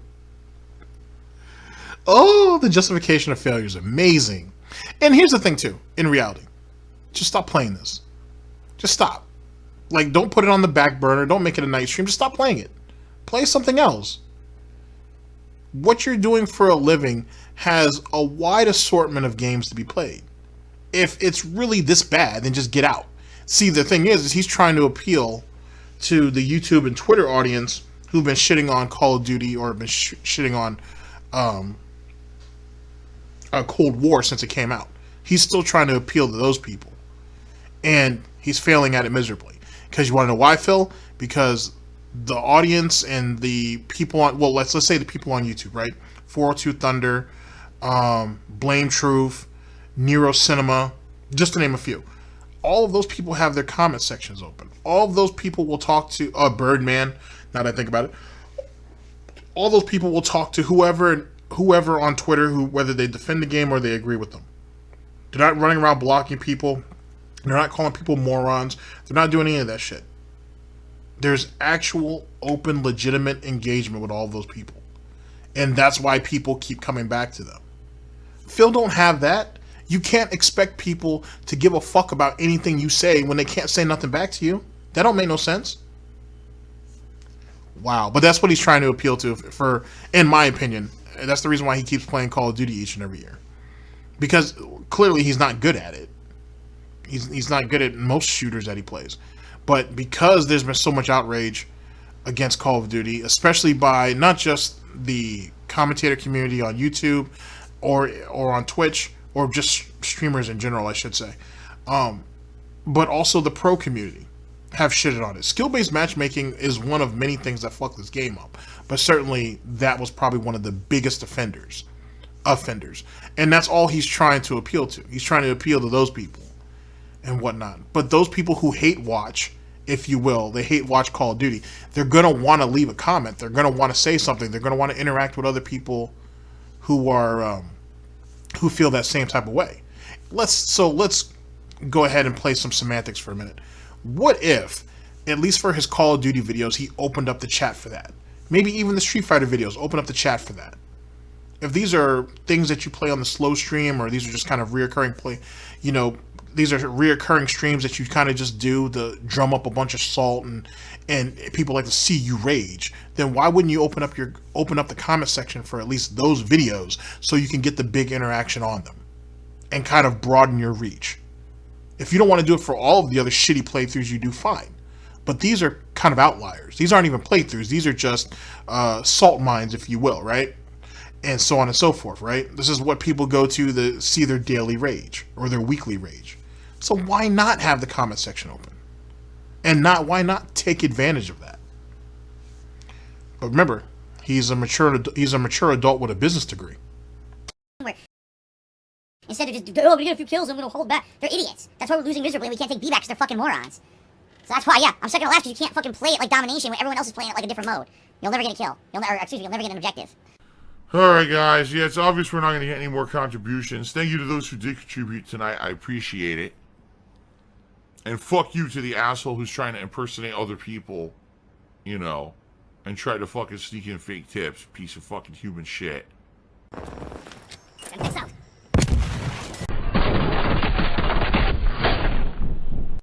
I still couldn't get the kill because someone else spawned behind me and shot me from behind. What the fuck? Fuck this game. No. Fuck this fucking game. Are you fucking kidding me? Oh, rage quit. We got a rage quit, baby. And he quit. Like the bitch he is. Rage quit. Are you fucking kidding me?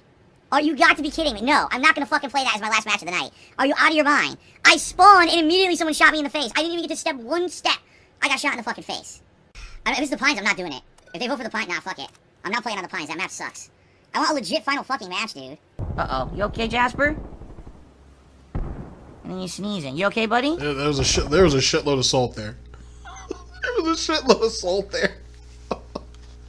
Oh, this shit's beautiful. That shit's beautiful. And like I said, he's never gonna get better, so why bother with this? Like, you know what I mean? Just step away from it. You know, I don't think maps are free now, and he didn't. I don't think he bought into that whole pay system anyway for the content or whatever, because he doesn't give a shit about. He doesn't give a shit about cosmetics or anything like that because he blows all his money in WWE champions. So yet again, just quit the game and play something else. Just play something else. Doesn't he have a couple of playthroughs that he already owes as part of like sub goals or whatnot? Why the fuck haven't we seen that yet? Or is he all up to speed? So I'm legitimately asking if that's a thing. All right. Anyway, worried father. Let's see what's up with this. Uh-oh. Jasper, if you're gonna throw up, do not do it back there. Jasper, are you okay? Are you alright? You're not backing up, are you? You can't do it behind my entertainment center. Absolutely not. Not good. Enemy spy plane inbound. Right now? Keep an eye on that. You alright? That was not good. Sounded like Jasper was gonna yak up. I had to jump up to see if he was okay, and it seems like he's okay. I mean, if that was the case, maybe that was a good thing, because Lord knows Phil hasn't, if he's talking about his entertainment center, Phil hasn't cleaned that entertainment center. So I doubt he's cleaned behind it, or his TV stand, or whatever you want to call it. So shit, maybe him yakking up back there is a good thing. Then let Catherine come in and straighten that shit up. So, you know what I'm saying? That might have been a blessing if you think about it. Two or three things like yak, and now he's alright. Enemy spy plane inbound. I can't imagine we threw up on my entertainment center. Oh my god. That would not be good. This is absolutely ridiculous. Are you out of your mind? I can't get a kill now. I'm not just fucking. I gotta start over again. I gotta start over another time. I can't get a final match tonight. And then dude, it's the same guy. Rage quit again.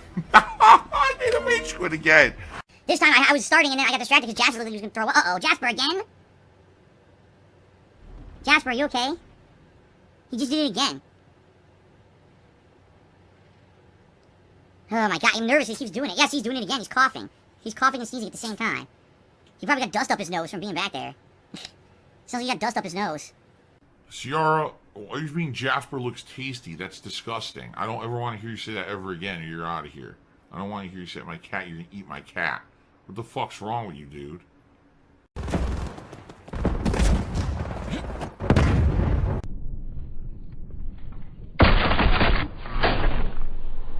Okay, I fired first, I hit first, I die. Great game.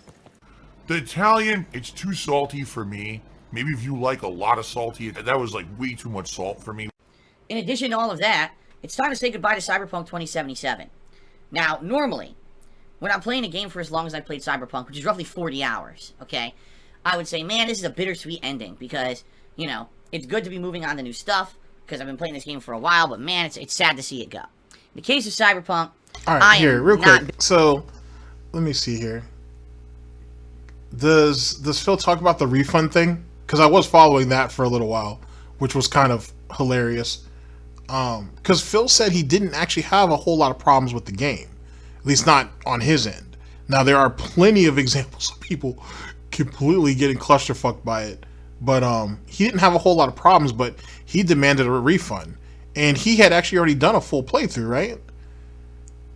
And so he wanted, and then he bitched and complained about how he got ripped off because he submitted to get the refund, but he still hadn't gotten it. And then they cut him off. Then Sony ended up cutting him off from the game in general, like altogether, which didn't matter because Phil was already done with it at that point anyway, I think. Excuse me. And then Phil continued to bitch and complain about that shit, and then he finally got it. But yet again, ladies and gentlemen, he didn't have, or to my understanding, he didn't have all of the problems that other people did. And there's a patch coming out, or whatever the case may be, and he could just go ahead and download the patch. Granted, you shouldn't have to do that to have a game function properly, but whatever.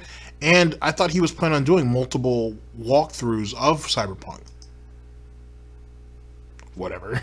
I remember telling Asian GTG about that shit. I was like, that's just going to have problems when it comes out. I already knew it. I already knew that shit. I didn't know it was going to be as bad as it was. I just thought it was going to be overhyped. I couldn't have imagined in my wildest dreams it was going to be this bad. But I told him.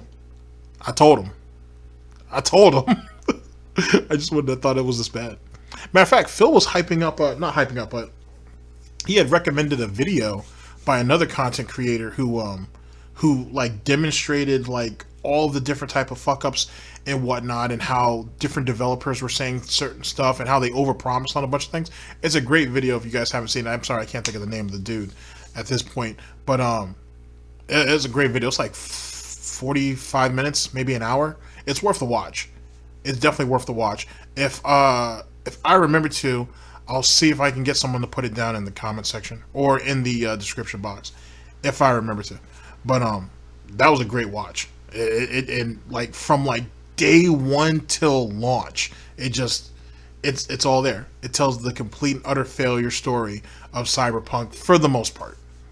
So it's a thing. Bittersweet in any way. I am super sweet. I am happy to see this fucking stinker of a game go. Seriously, this unfinished, unpolished mess of a game. I cannot wait to stop playing it. Considering I've played it 40 hours, absolutely no one can tell me that I am not well-equipped or qualified to give opinions on this game. Alright? There'll be some people who say, well, you didn't do every single piece of side content. Well, fuck off. The taste on your lips, I want it all. A toxic, the brooks have been under. You know that you're toxic. It's too much work. Really, it's too much work. You can't just sit down and play it and be like, wow, that was great. Instead, it's like, alright, well, there's 40 billion fucking missions that appear on my map.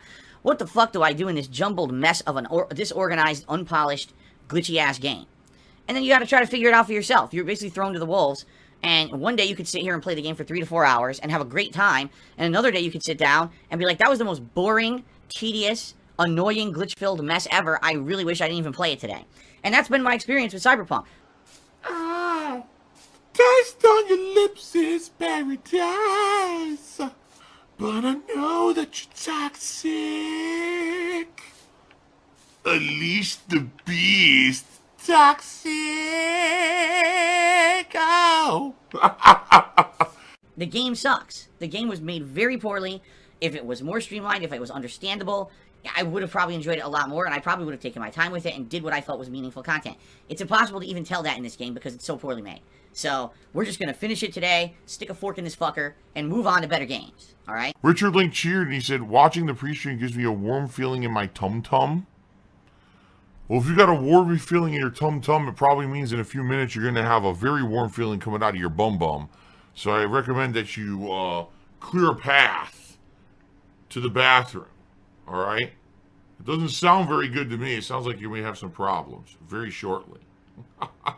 Okay then. Remember, guys, tips goals are in effect. If we raise $50, I'll put on the gunner glasses. For 100, it's vest time. Now, yesterday we didn't hit a tips goal at all. Alright? So we saw no vests yesterday. None. Zero. Zero vestige. Zero vestitude. A total lack of vestival fun. Alright? That sucks. Maybe we'll hit it today. Alright? No. There's still this back here. And it's still in the back of my neck, the back of my head, the back of my mind, and it's always telling me it's WWE Champions time. I love it. I love it. Is a mobile game addict. Still has. Indeed he is. Alright, ladies and gentlemen, going into the fourth video of the broadcast. I'll see you guys in just a second after our musical number. Let's see what we got going on here.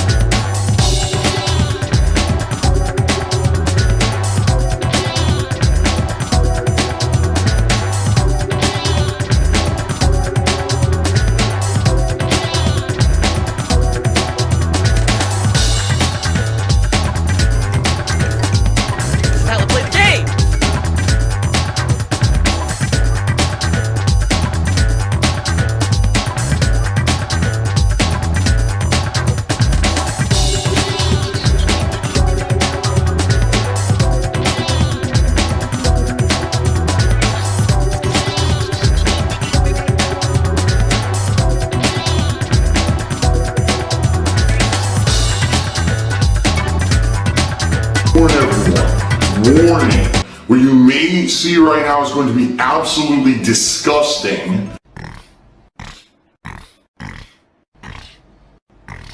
Sound good? Alright, that's... sounds good to me. Timbo Slice. Alright, ladies and gentlemen, we're here with the fourth video to make up our broadcast, brought to us by Burnell, DSP. Slow night and day again. DMC claims on Twitter and begging and complaining hard. This is from January 6th of 2021, or our current year of Gout. The link will be down in the description. Oh, here we go. She says, I need to know what's been bothering me all Christmas season. That tall thing behind you, is it round or is it flat? The white and red tower thing? It's a tree.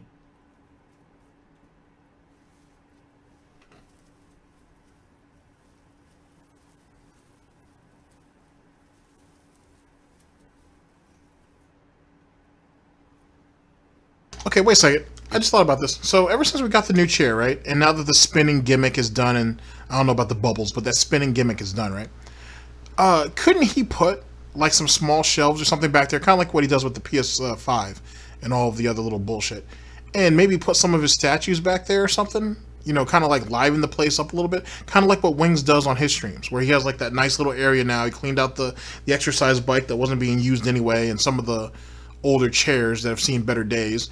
And he actually has stuff back there now. Why doesn't Phil do the exact same thing? And in a lot of ways, and it's fair to say, he's not the only one because other people do it as well. Like why hasn't Phil implemented that just yet? Might as well. And he keeps talking about soundproof this, soundproof that. Who gives a shit? Like it's not going to affect anything. It's really not. Just like how he said, "Oh, I can't put a green screen up because it'll block the soundproofing, and then everything's gonna sound terrible." Well, first off, everything sounds terrible now. Two, no, it's not gonna actually have any effect on your soundproofing. Stop. And three, did he really glue the soundproofing to the wall? Do we not know how to use tools? Like, it's like the modern Stone Age in a lot of ways. It's scary. Galtopia is a scary place, man. Sometimes it's scary. The tree. What did you think it was?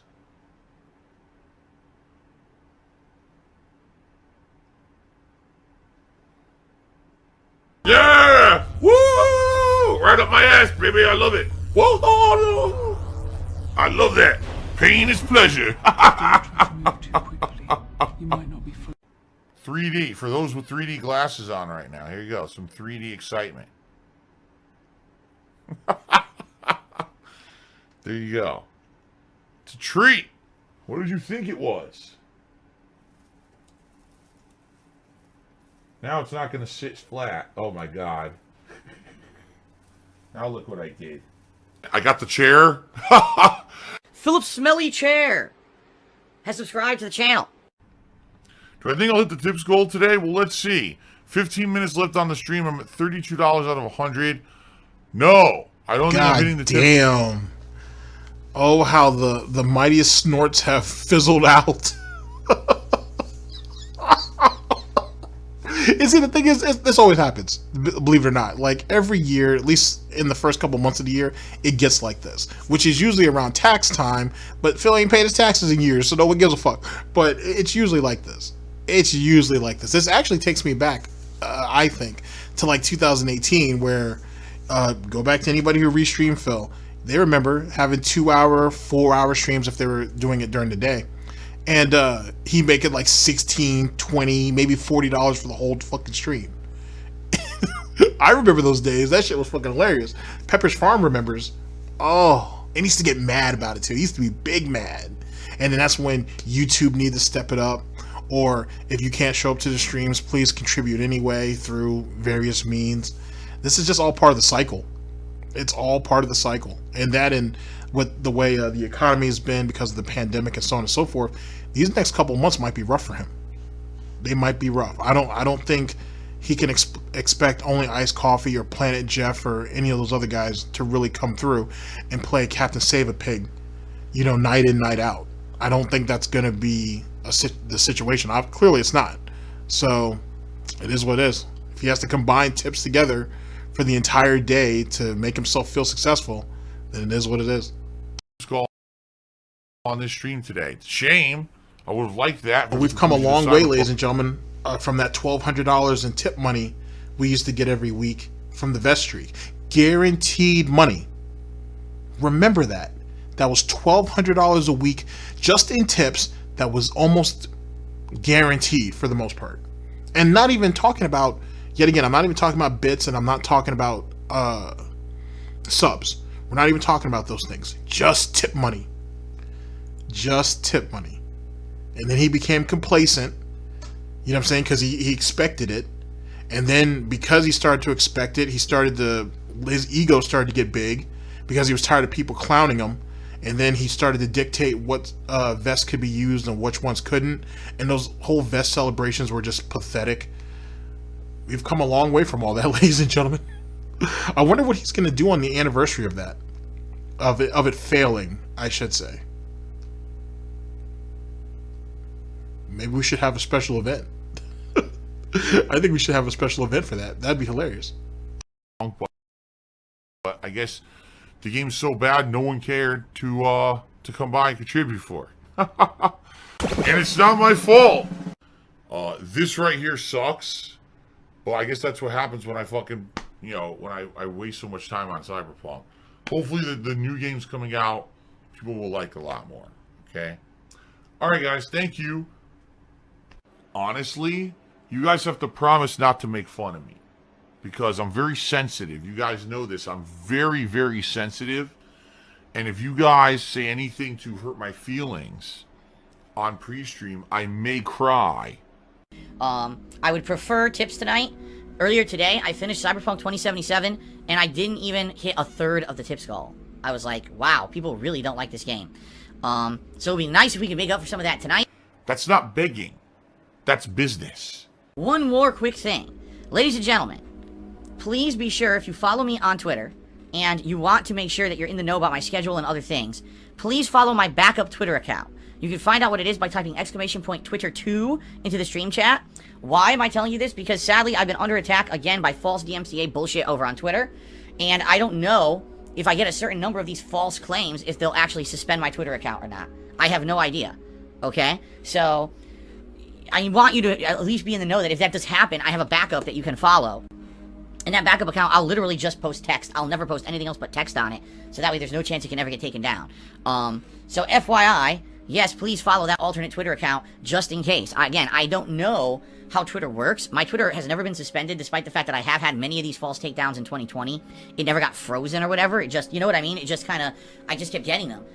As long as I counterclaim, I know they'll get cleared up. But the problem is, I don't know, how this works. So I don't want you guys to not be... That can't be true because he created the second Twitter account in 2020 when whoever it was coming at his neck and was coming at him pretty hard.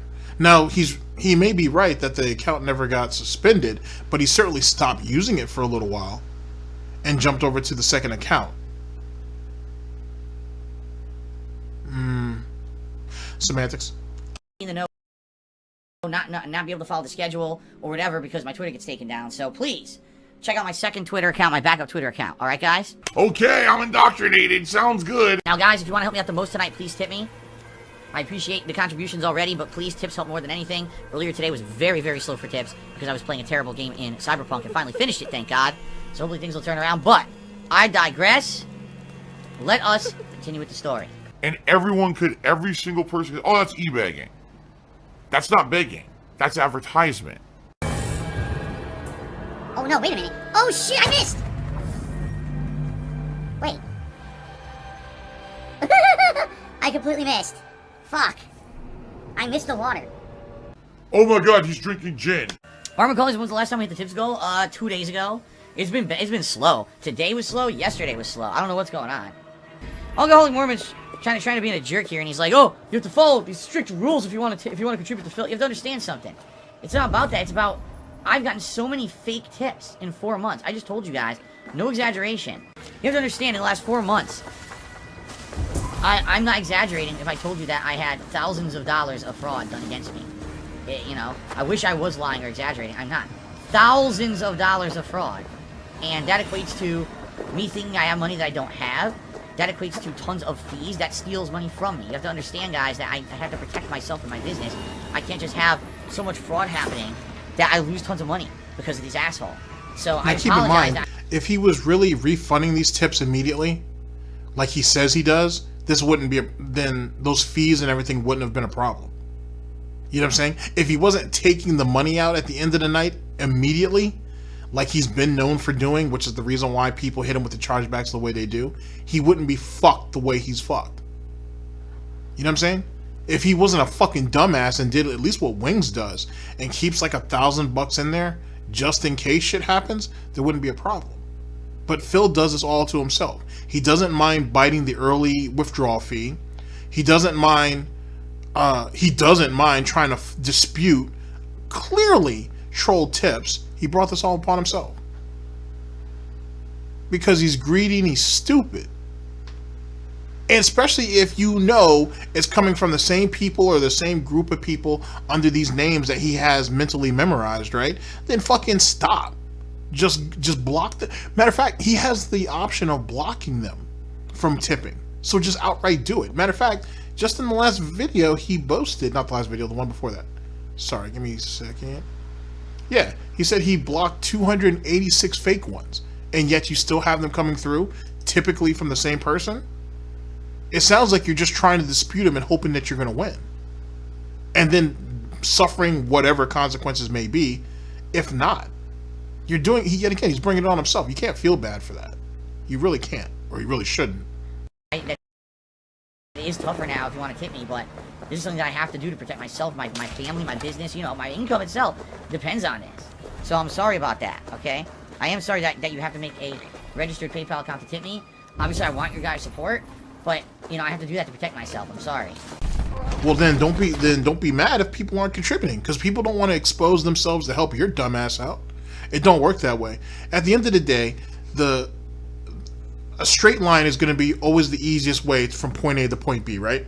They don't need to jump through hoops to try to help you. No one does. If the few people who want to go the extra mile, so be it. But those people are the very same ones who are, to be fair, they're safe. They're not people who are going to troll tip him or whatever, or if they do troll tip him, they're not going to charge back. So he has nothing to worry about. It's all these other outside factors that he's trying to lock into position to try to keep the money, which is the reason why he wants a verified account. He wants your address to be verified and all this silly shit. He thinks by taking these other steps, anybody who tries to troll tip, it'll guarantee him to keep the money even if they try to charge back, which it probably won't. It probably won't.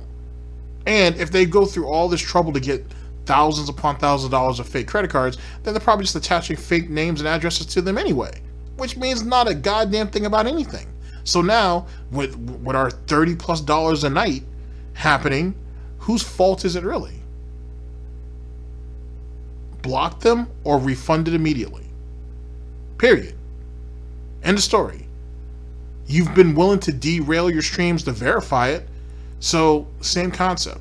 But you even with that, you have a PayPal account or whatever, but this seems like a troll tip, but I'll let it go through for right now. I'll let it go. Or especially if it's a large amount. He's definitely not going to give that up. And then you want to go ahead and cry poor for the next week. This is what happens when you're not actually utilizing your safeguards. You know what I'm saying? You're not gonna. He's been able to game the system, as he likes to call it, for years. It's the reason why he's been able to get away with pretty much everything that underhanded or underhooved that he's ever done. He thinks this is just another way of doing it, and he's not going to get anywhere with it. At the end of the day, the trolls will always be multiple steps ahead of him. He can't win this. If that was the case, detractors would have been gone a long time ago. Help! Yeah, there's a lot of risks involved with this kind of fraud. Seriously, there's tons of risks, and I can't have that. I just cannot have my business destroyed by this person, so that's why I have to institute these changes, you know? Oh my god, he's drinking gin. And so then he wants attention to be brought to this, but the higher echelon of streamers don't have to deal with it on this level. People deal with chargebacks. It's a thing. You know what I'm saying? From the most successful to the grudge of the fucking society like Phil. But not to the frequency he does. And he thinks that the whole system should be changed so he can have the advantages that other people have as well. But he can't. Because it starts with the community and your viewership. If you have scumbag people that are watching you, you're going to have issues. You're going to have some problems. And even with the safeguards that you're implementing, allegedly, you're still not doing anything to help your case. And for that, you continue to suffer. So he wants the whole system to be converted to help him. And the system doesn't need to move like that. And it's not like Ninja's gonna come up and give him $4,000 because someone charged back that on him, as Ninja did with that other guy a couple months ago. You're just stuck. This is what happens when you made enemies of everybody and anybody. People who were behind the scenes, if you will, or whatever, pulling for him. They were like, you know what's fucked up what happens to Phil, but hopefully he keeps his head up and things will work out for him. There are people who have said that, notable people. But then Phil ends up shitting on those people too, or he has shitted on them before. Like, you're not giving people a whole lot of reason to feel anything for you. And that's why you don't burn bridges. You know what I'm saying? You don't even attempt to, because you never know. You never know. But that's what Phil does, though. He burns every bridge that he crosses. Well, first off, he has to be carried over it, and then he burns it. And then when he's looking for help, there's nobody there. And that's why he chases for clout as much as he does on Twitter. which is one of the worst places to do that now. You're not getting anywhere with that. Like, Twitter is starting to turn into his personal cesspool, and he still can't garner the attention that he wants. Think about the Pro Jared tweets. There's 2 of them, I think. There might have been 3, but 2 of them only really got a lot of attention. Think about those tweets and how many retweets and favorites and likes or whatever he got. And think about every clout chasing moment he's done since then. Hasn't even come close. Hasn't even come close. It's almost like, ladies and gentlemen, people figured out what he was. Who have contributed, I appreciate it tonight. Top cheerer, still Ice for Soul. Top tipper, Haseo 5th form. Appreciate that. I'm only around for about another 20-25 minutes tops. If you want to contribute, please do, and thank you in advance. I really appreciate it, especially because, like I said, number one, for 4 months I've been had this guy mess with me just this week. The reason I had to institute these changes was over 260 fake tips earlier in the week, and then on top of that, it's been slow the past couple of days. So I would appreciate any contributions. Okay, guys. Ayúdame, por favor. Es muy importante. Tips, I needed them pretty badly. Oh, I see, yes. Mr. Cakes PXD says, or PDX says, oh, we just don't want you to sweat, we're doing you a solid. Alright, well, how about this? How so you could do me another solid? I hit the tips goal, but then you just tell me I don't have to wear the vest for the night. How about that? That would be doing me a solid. So, Mr. Cakes PDX, I expect a very large and generous tip in the near future from you. So, give me money merely to exist and don't expect me to do anything in return. Which is typical Phil. I thought the vest goal was done, right? As a fun bit of interaction where you guys feel like you're contributing to the stream and you're getting something from it. Fuck all that. Now just give me this money and don't expect shit else from me. And just let it ride out. If you're gonna do me a solid, if you're gonna do me a favor, why don't you guys just hit the fucking vest goal let's scratch that. Why don't you guys just hit the stream goal every fucking day and I don't have to put these stupid glasses on and I don't have to put these fucking vests on and shit. Vests, a few of those vests that he has invested in, no pun intended, himself. So we'll just go ahead and scratch all of that and just make sure that I'm getting my $200 a day so I can feed my addiction. Oh, and don't forget about bits and subs too, but we don't actually need to talk about that because you guys are kind of doing that automatically anyway. Right? And let's also not talk about that behind the scenes contributions that he's getting that he ain't telling nobody about. Womp womp. Mayhem, if you have any suggestions for new tips rewards, I'm all ears. I told you guys I'd be more than happy to revamp the tip rewards if you guys had ideas of things to do. No, I'm not doing goals that have to do with doing exercises during the fucking stream. It's a gameplay stream. It's a fucking gameplay stream. This is not... Phil starts doing crazy exercises, shoving red hot peppers up his asshole. Like, what are you talking about? See what's going on. Whoa, what the hell? Not even no healing. Well, I'm dead. There's no way I can beat this guy. He has insane range. I can't even move right now. He has absolutely insane range. And I can't move. I actually complained about this earlier in the game. I said the problem with this game is when you get into combat, you can't freely move. Yeah, I'm a gamer! So you're in combat and you can't escape. Like, I just wanted to run away. It wouldn't let me. It kept locking on. I would unlock. Now I can't control my parkour. All of a sudden, I just can't move. Now, what really sucks about that, guess what? I have to do the whole fucking thing over. Yeah, I have to do the whole raid over because you can't save during a raid. So even though I raided that whole camp and that guy randomly showed up, now I have to do the whole fucking thing over. So obviously I can't do it today. It is what it is. It sucks that happened. And someone just said, dude, don't you ever die in this game? Yeah, you do. Because the game is wonky in a few ways. And one of the ways that pisses me off is that combat there. Wait, that combat so you're not even going to attempt to try to give it one more try before you quit? And why would they let you save at key points, or certain points, if you will, of a raid? If the raid, I mean, it's a raid. It's a situation in progress. Why would they let you do that? He must be missing that rewind feature from the Sega Mini or whatever. He must be cooming for that shit. It's so impractical. The excuses that he makes for just everyday gameplay. This is what you do. you expect the game should be easier, or you not expect. He obviously expects that, but you want the games to be easier, but then you want to bitch and complain when you breeze through the game because you said it takes too long. On top of the fact that he's at current, dragging his ass on a couple of games so he can avoid playing another game. So it's not like he doesn't have options out there. He wants to play what he wants, which has nothing to do with the audience, right? And what they want to see. He just wants to play what he wants. But then he's going to bitch and complain when he fails at the Gary games that he wanted to play. This is just part of the ebb and flow. He wonders why people think he's a joke. Annoying. Because you fight an enemy that's higher level than you, and then you can't unlock, you can't run away. It's super frustrating in that regard.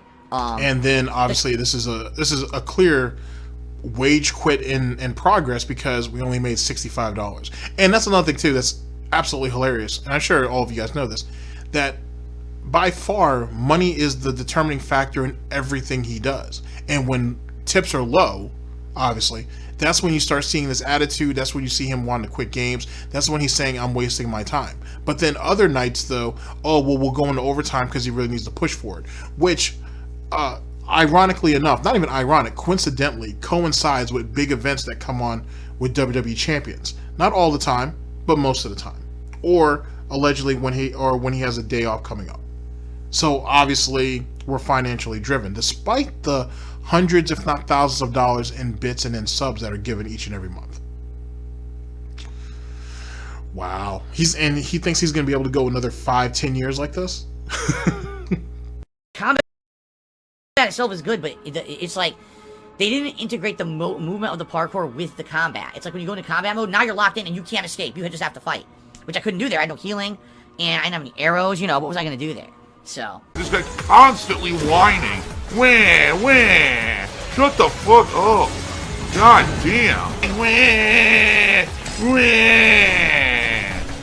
Oh my god. There's still this back here. And it's still in the back of my neck. But wait a second. I thought he just said that the problem that he had, the problem that he had with the game right there was the integration between the actual combat and his parkour. But then he's saying that he had no long range weapons and he had no healing.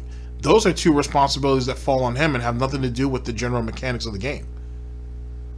Because the health, because the healing items isn't going to prevent your parkour from, I don't think it's a deficit to your parkour, I should say. And if you had no ranged weapons, what the fuck does that have to do with movement? You would have had to play up close and personal anyway, because you had no ranged weapons. Because either you didn't collect any, you didn't craft any, you didn't buy any, whatever the case may be. Let's continue. Let's just continue. Head the back of my mind, and it's always telling me it's WWE Champions time. I love it. I love it. Is a mobile game addict. You sure are. All right, ladies and gentlemen, we're going into the the fifth and final video of our broadcast. Well, damn, that went by kind of quick. In any case, we're going into the fifth and final video of our broadcast. I'll see you guys in just a second. That's actually a bit hurtful, I gotta say.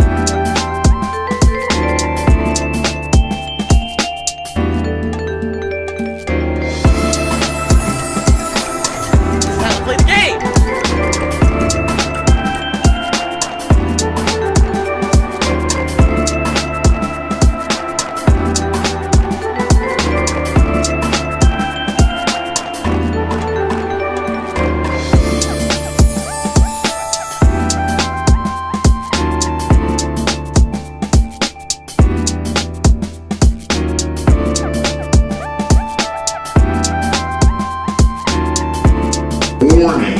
What you may see right now is going to be absolutely disgusting.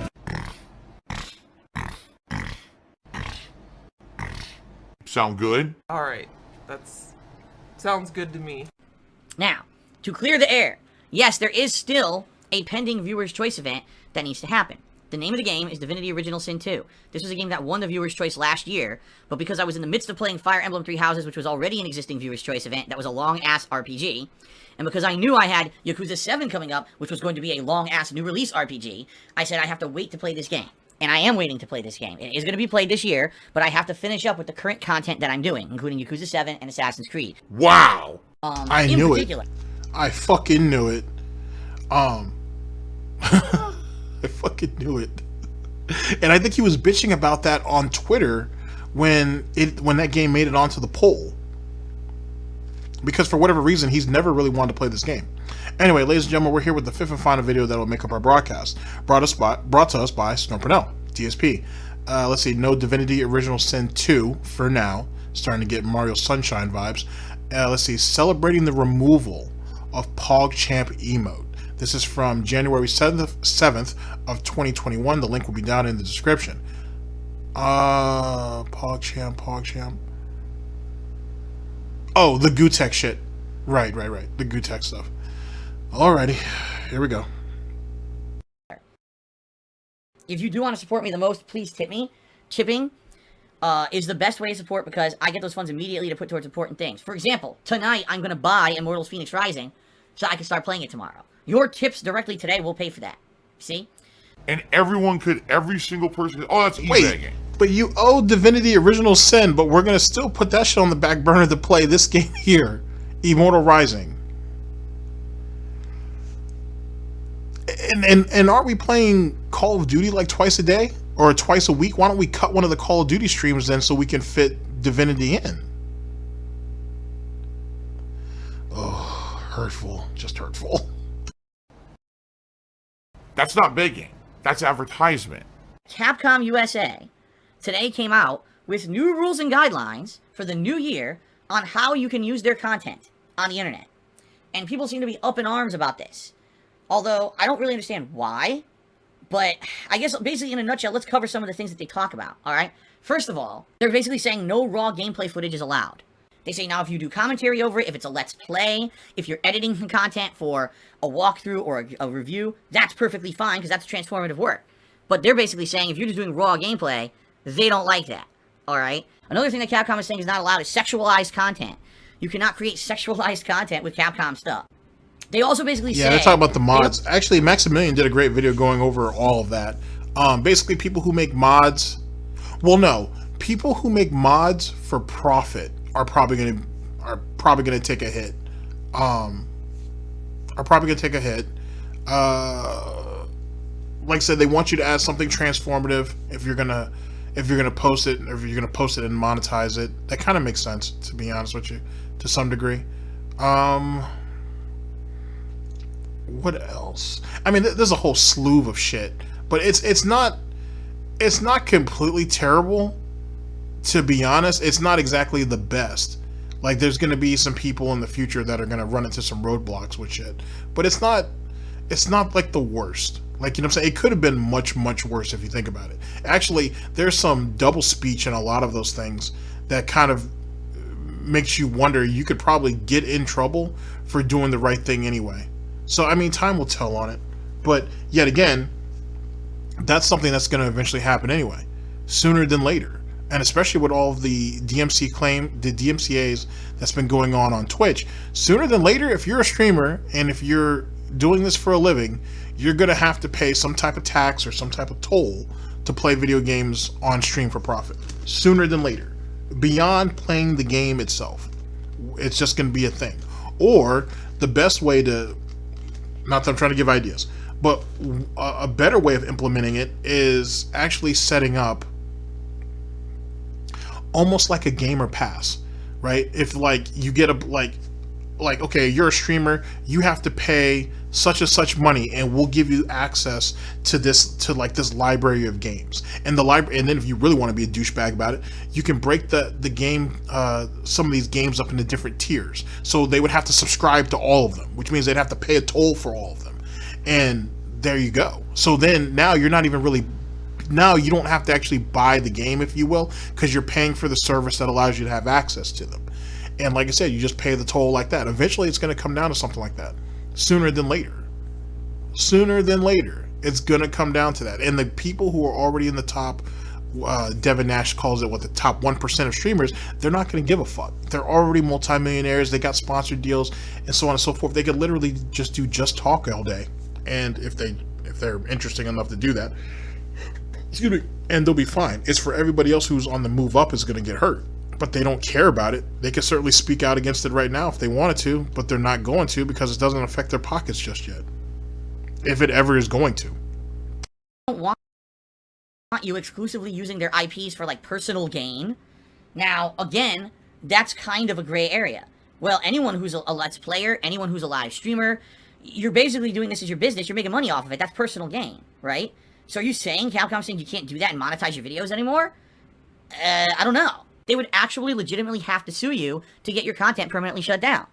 So none of this makes any sense. They literally, Capcom wasted their time by putting out. You're being foolish, because think about all the times he bitches and complains on YouTube about certain videos getting demonetized or whatever.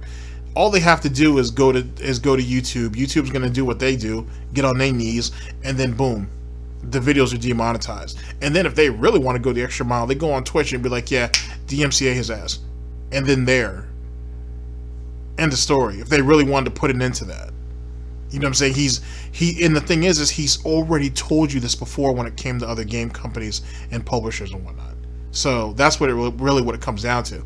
Now, as him being able to play the game for profit, that'll probably be a thing. What probably won't be a thing is him auctioning off. Not that I'm trying to give him ideas or anything, but him auctioning off what characters should be played. And I'm not talking about that pen a point garbage. I'm not talking about that. I'm talking about legitimately, hey guys, if I play Third Strike, let's say, I have to play as Q, or I have to play as Hugo all night. If someone hits the character goal of $20, anytime Third Strike comes up, I have to play Hugo. If I play Super Turbo, I can only play this character, and so on and so forth. And you lock him into a particular character for a particular game the entire night. Something like that could be problematic if he was reported on that, which of course he will. Something like that would probably be a problem. Not what he's kind of lamenting on right now. I don't think that's going to be that big of a deal, because there are a lot of people online who play Capcom games, especially the fighting games and whatnot, and they do it for profit. So it's not that big of a deal. It's if you start getting into little nuances where for me to do such and such thing in this game, you got to pay me, that right there would probably be a problem. These guidelines, because it's a legal gray area and they would have to sue you to get anything to permanently get taken down anyway. So why'd they bother? I honestly don't know. I think what they're trying to do is say, oh, look, we're trying to be in line with our community, and, you know, here's what we think is cool and everything. But none of it means anything. It's completely a waste of everyone's time to put this shit up, because anyone could violate it and still get away with it unless they get sued.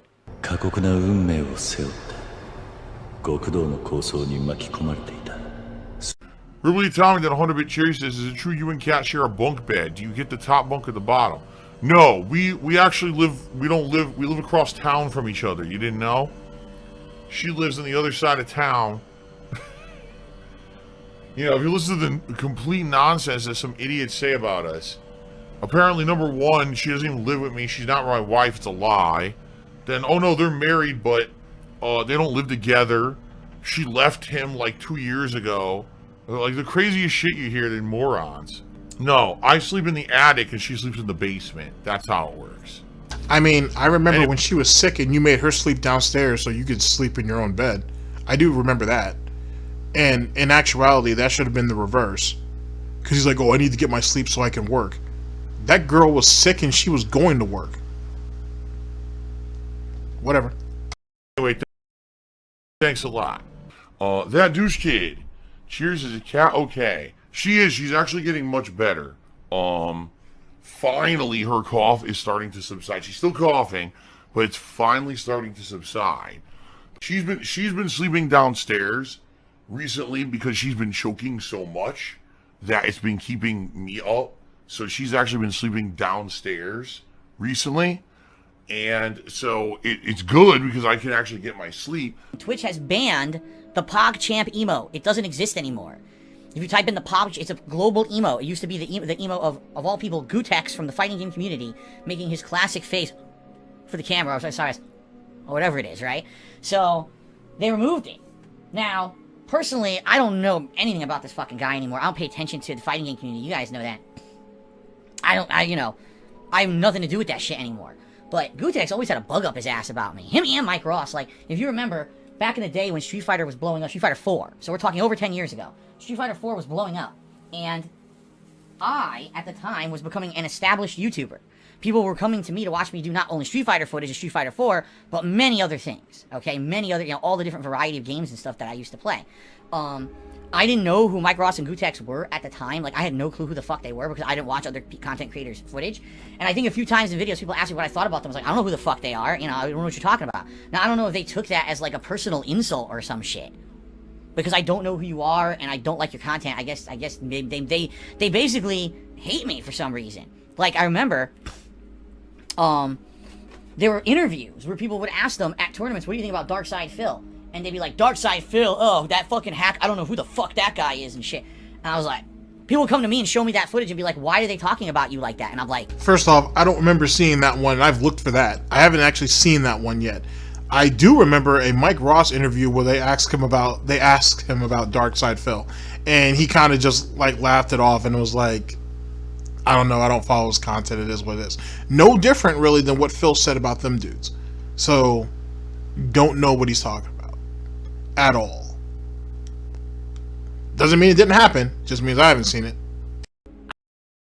I don't know. I seriously know nothing about these fucking guys. At all. I don't know why they don't like me. Oh my god, he's drinking gin. And these guys don't know you, so why do they need to like you? As he said himself, he doesn't know none of these guys. He doesn't know them personally or whatever. He wasn't following anybody else's content. So why the fuck does he care that they like him? They don't know you. And you don't seem to have any interest in wanting to know them either. So what do you care? And Mike Ross is completely... Mike Ross, if nothing else, out of the two, is probably the most chill. And one of his reasons for stepping away, at least in the last, I don't know, a few years, I should say, of him stepping away from Street Fighter a little bit is because he didn't like the esports influence. But that's a whole nother conversation for another day. But yet again, why is he so obsessed with people liking him? Which you're hearing that right here. Why they would say shit like that? Because I don't know anything about them. At all, and so, I'm sure over the years I probably talked shit about them after they talked shit about me. Like, I didn't know who they were or anything. And what do you perceive to be shit talking? Oh, we don't know him? Or they laughed at you because they heard about other dumb shit you've done, so when your name came up, they were like, whatever. You took that as a slight? That shows how little of a personality you have, if that's the case. Other than that, these dudes don't owe you nothing. You know what I mean? Like, they legitimately don't owe you anything. So if they don't know you, they don't know you. But yet again, why are you so obsessed with these people liking you? And then you admitted, oh, I'm sure that over the years I've talked shit about them. After they talk shit about me first. But, ladies and gentlemen, if his not priority, because he doesn't have any priorities, if his perception was skewed, when these people are like, yeah, I don't have anything to say about that guy, or I don't know who that dude is, or whatever, he's going to take that as a slight either which way. So essentially, he's going to go out of his way to attack these people regardless. And we all know that when it comes to the FGC, Phil felt a certain type of way when he was allegedly moving himself up as a content creator, that people in the FGC wouldn't give him his respect. We've already gone over a couple of videos talking about that. So just apply some of that to this. A very popular series, Mike Ross and Gutex, Amazing Adventure ripoff of Bill and Ted, or whatever the fuck it was called. Like the shit you did wasn't a ripoff of something else? Like Howard Stern, for example. I don't care to see. I don't care. Like I said, I don't Or watch the it. angry video game, nerd, which he tried to rip that stitch too for a little bit, or stick for a bit. I never did. As soon as I became a full-time YouTuber, I just didn't watch anyone else's crap. I wasn't even in the know about people making content on YouTube. It was basically what people told me, and people told me, oh, they were super popular, and it was like this red-hot series around the time of Street Fighter 4, when it was hot, 10 years ago, or so 11 years ago, 10 years ago, whenever. No, when the Street Fighter series, not just Street Fighter 4, he's already skewing it to fit his narrative. Just like how, I haven't said anything racist in 10 years. It was 10 years ago when I did it. No, asshole, it was within the last 10 years.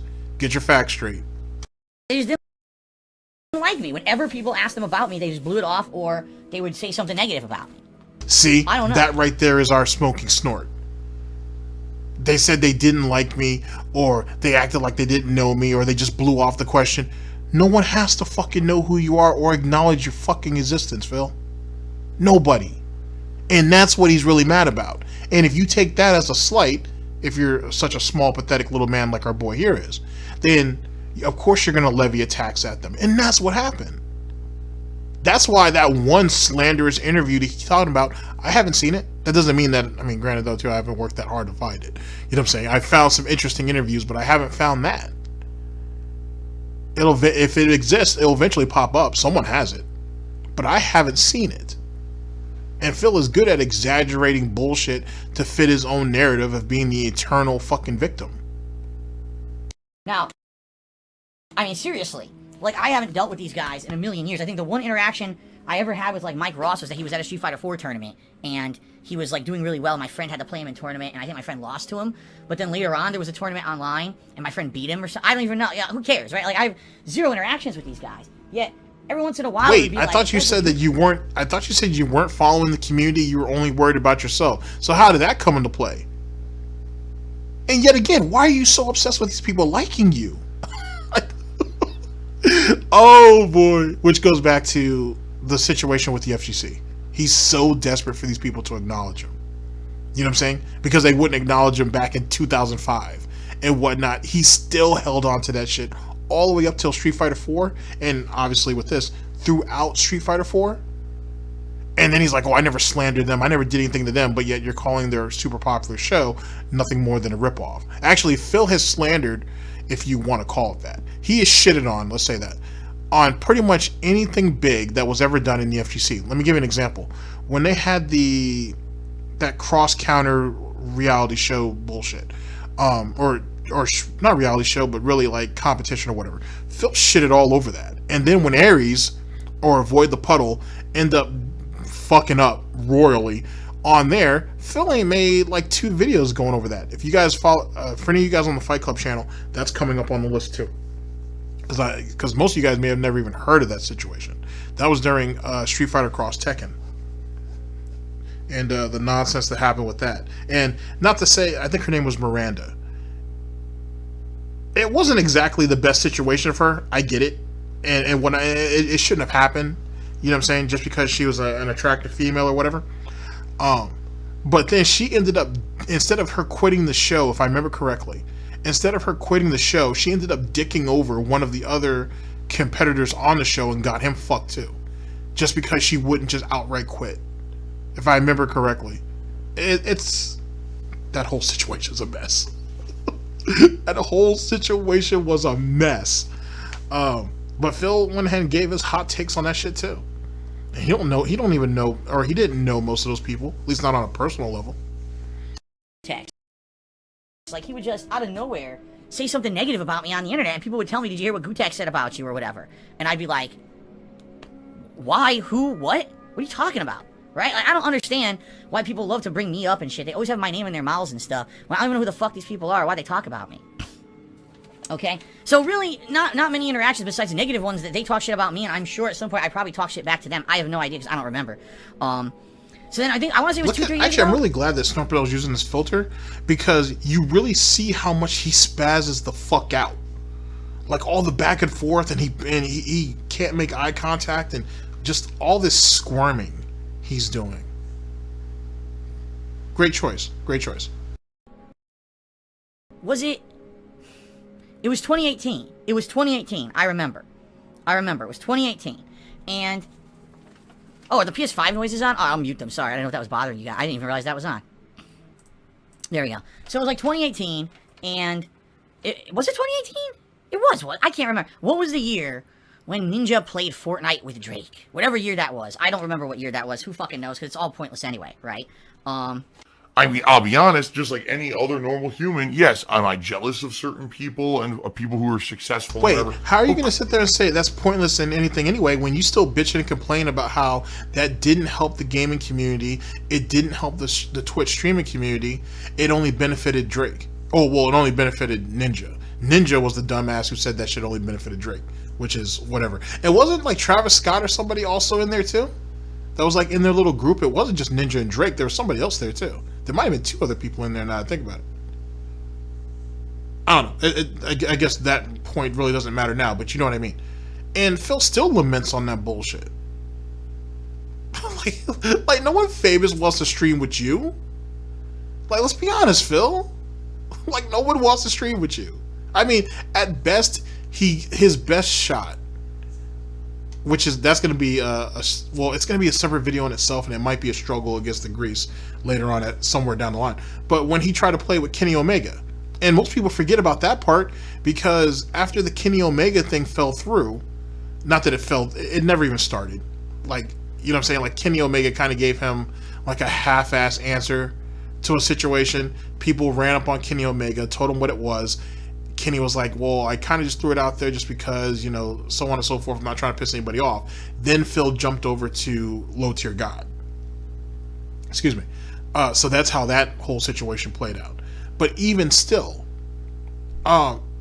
his best bet would have to be like a pro wrestler or somebody. Like someone who just doesn't care to any extent or any point that they wouldn't mind having a small gaming session with him, just out of charity sake, if you will. Outside of that, he's not going to get anybody who'd be willing to do that. Just not at all. Yes, Phil is a living fucking meme, but he's a living fucking meme that people, even in passing, know about. There's a tweet from Kenny Omega back in like 2000... It must be like 2015 or 2016. I saw it on Kiwi Farms, where he made a joke at Phil's expense, and Phil never said nothing about it as far as I know. So he knew who Phil was before 30th anniversary came out, which is what Phil was trying to facilitate a stream crossover with. Just keep that in mind. Of course I am. Of course I'm going to have jealousy. That's a natural human emotion for those who have more than you. You're always going to have that natural kind of jealousy of those who maybe have been more successful or things like that. So anyway, whenever it was that Ninja played Fortnite with Drake, it was like the hottest thing all on social media. All anyone would talk about, the biggest Twitch stream ever. Drake streamed with a streamer, Ninja, and that solidified Ninja as the top streamer on Twitch because he streamed with Drake the rapper. Okay, and everyone's freaking out about this. It was 2017? Was it 2017 with Dara's guy? I don't even know. It all fucking melts into each other at this point. All of this stupid nonsense. But anyway, so this happened. When you have true hatred like that, time doesn't really exist. It's all situation to situation. It's all just situation to situation. And you have to really take that into account because you got this old man who is so pissed off that the industry has passed him up and passed him by, right? And all of these other content creators who passed him up and passed him by. That shit hurts him. It hurts him a lot. So everything is just situational. There is no time period for anything. It's just all situational. Situation. Which is really sad to live like that. It must be really, really sad to have that much real estate in your fucking head taken up by people who go out of their way not to acknowledge your existence because they don't want to hurt you. Think about that. Think about all the times Ninja could have shitted on him and could have further made Phil look like a laughingstock. Dr. Disrespect. Think about all the times that Phil ain't shitting on Dr. Disrespect, and Dr. Disrespect could shit on him in 5 minutes and fuck Phil's world up and didn't do it. Think about all the other people who had those same Jesus Christ, even Tim the Tatman, if he wanted to, he could make a joke at Phil's expense, and that'd fuck Phil's whole month up. He could do that if he wanted to, but they don't. Either because they don't know him, they don't care to know him, they don't want to have their names tainted by with being associated with Darkside Phil, or they just don't want to hurt him. There are people out there who are very aware of what they say and the effects that it can have on a company, on a product, on a person. That, ladies and gentlemen, is true sympathy and or empathy. And that shit is exhibited every day. And it's usually exhibited every day by people that Phil shits on just because. If any of these people wanted to fire back on him, they could. Then again, with Phil being the eternal failure and victim that he is, he would immediately, you know what I'm saying, try to turn that into a victim segment, a big victim segment. I never did anything, or, you know, I had just said stuff in passing and I didn't mean nothing by it. They shouldn't be attacking me. Who are they to punch down on me? And that's just a whole nother headache in itself. But yet Phil keeps prodding them every so often because he's obviously looking for a response. He's obviously looking for a response. Just like how people, no one has to prod him. They were literally just sticking skewers in him. And he responds to every little thing. He believes that people or other content creators are like him. Someone says something, they have to immediately react. No one's that stupid. Most people aren't even that shallow. You know what I mean? To have to feel the need to do so. As old as he is, you would think he'd know better. There's people coming onto my streams talking about it, asking me about it. What are my opinions? So I tweeted out about it that day, and I was like, I can't remember exactly what I said. All I remember is basically saying something to the effect of, I don't understand why people think... If people were coming onto your streams to ask you about it, why are you making a tweet? You put out a tweet because you purposely wanted people to see it. And you wanted, I would assume, you wanted Gutex to see that. And other people associated. That's why he did it. He actually admitted it right here. If someone asked you a question on stream, why the fuck are you responding to that? Why are you going to put your response on Twitter? The live interaction's right here. Not on Twitter. Fucking clout chasing asshole. This is such a big deal that like people are actually like, oh, we made it now because gaming has crossed over into music and now this is going to get gaming mainstream appeal and stuff like that. All right. And basically people shat all over me for it. People shat all over me at the time for it. Oh, Phil, you're just an old but crotchety geezer. You crusty old fuck. Why would you be criticizing that happening or whatever? Okay. And basically shitting all over me, saying I'm out of touch, you don't understand. Now here we are, what is it, 2-3 years later? Did gaming explode because Ninja fucking streamed with Drake? No, here's what happened. Fortnite became a kid's game. All little kids saw that, thought, oh, I want to play it. Fortnite became a little kiddies game, right? With microtransactions to buy fucking... Fortnite was always a kid's game. And to be honest with you, I couldn't tell you what that whole Ninja Drake collaboration what it did in the overall. It certainly it did cross over more people in media, right, or so more celebrities, if you will, to either collab with streamers or to start streaming themselves. So it did open up a door. It wasn't meant to prop up gaming. That wasn't the point of it, to be honest. So I don't understand exactly where he's trying to reach with that, because that wasn't the point of it.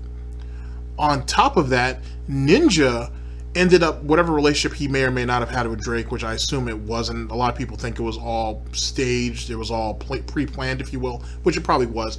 Ninja ended up fucking that up later on when he said that, I guess Ninja has he had some type of merch coming out, and Drake had a new bit of merch coming out around that time, and he was basically like, oh, well, why would I buy that when Drake hasn't bought any Ninja merch or whatever.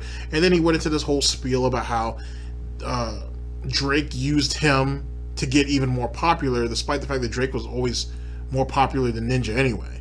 That made no sense. If anything, Ninja was the one who gained from that collaboration, not the other way around. But semantics. Especially since you think the majority of people who were Ninja fans were already listening to Drake before that collaboration even happened. Yet again, semantics. But no one said, or most people, I should say, with any type of rational outlook on the situation would have rationalized that this shit right here is going to just change the face of gaming. It didn't. It helped streaming, especially now that we have a quarantine and everybody and their mother is streaming or doing a podcast and doing it with regular people or doing it with streamers and vice versa. That crossover, I would say, in some ways helped open the door for all of that. But no one said it was going to be like this big thing that was going to elevate everybody. And more importantly, even if it did, it isn't going to elevate Darkside Phil. He don't collab with nobody. And nobody wants to really collab with him anyway. Let me take that back.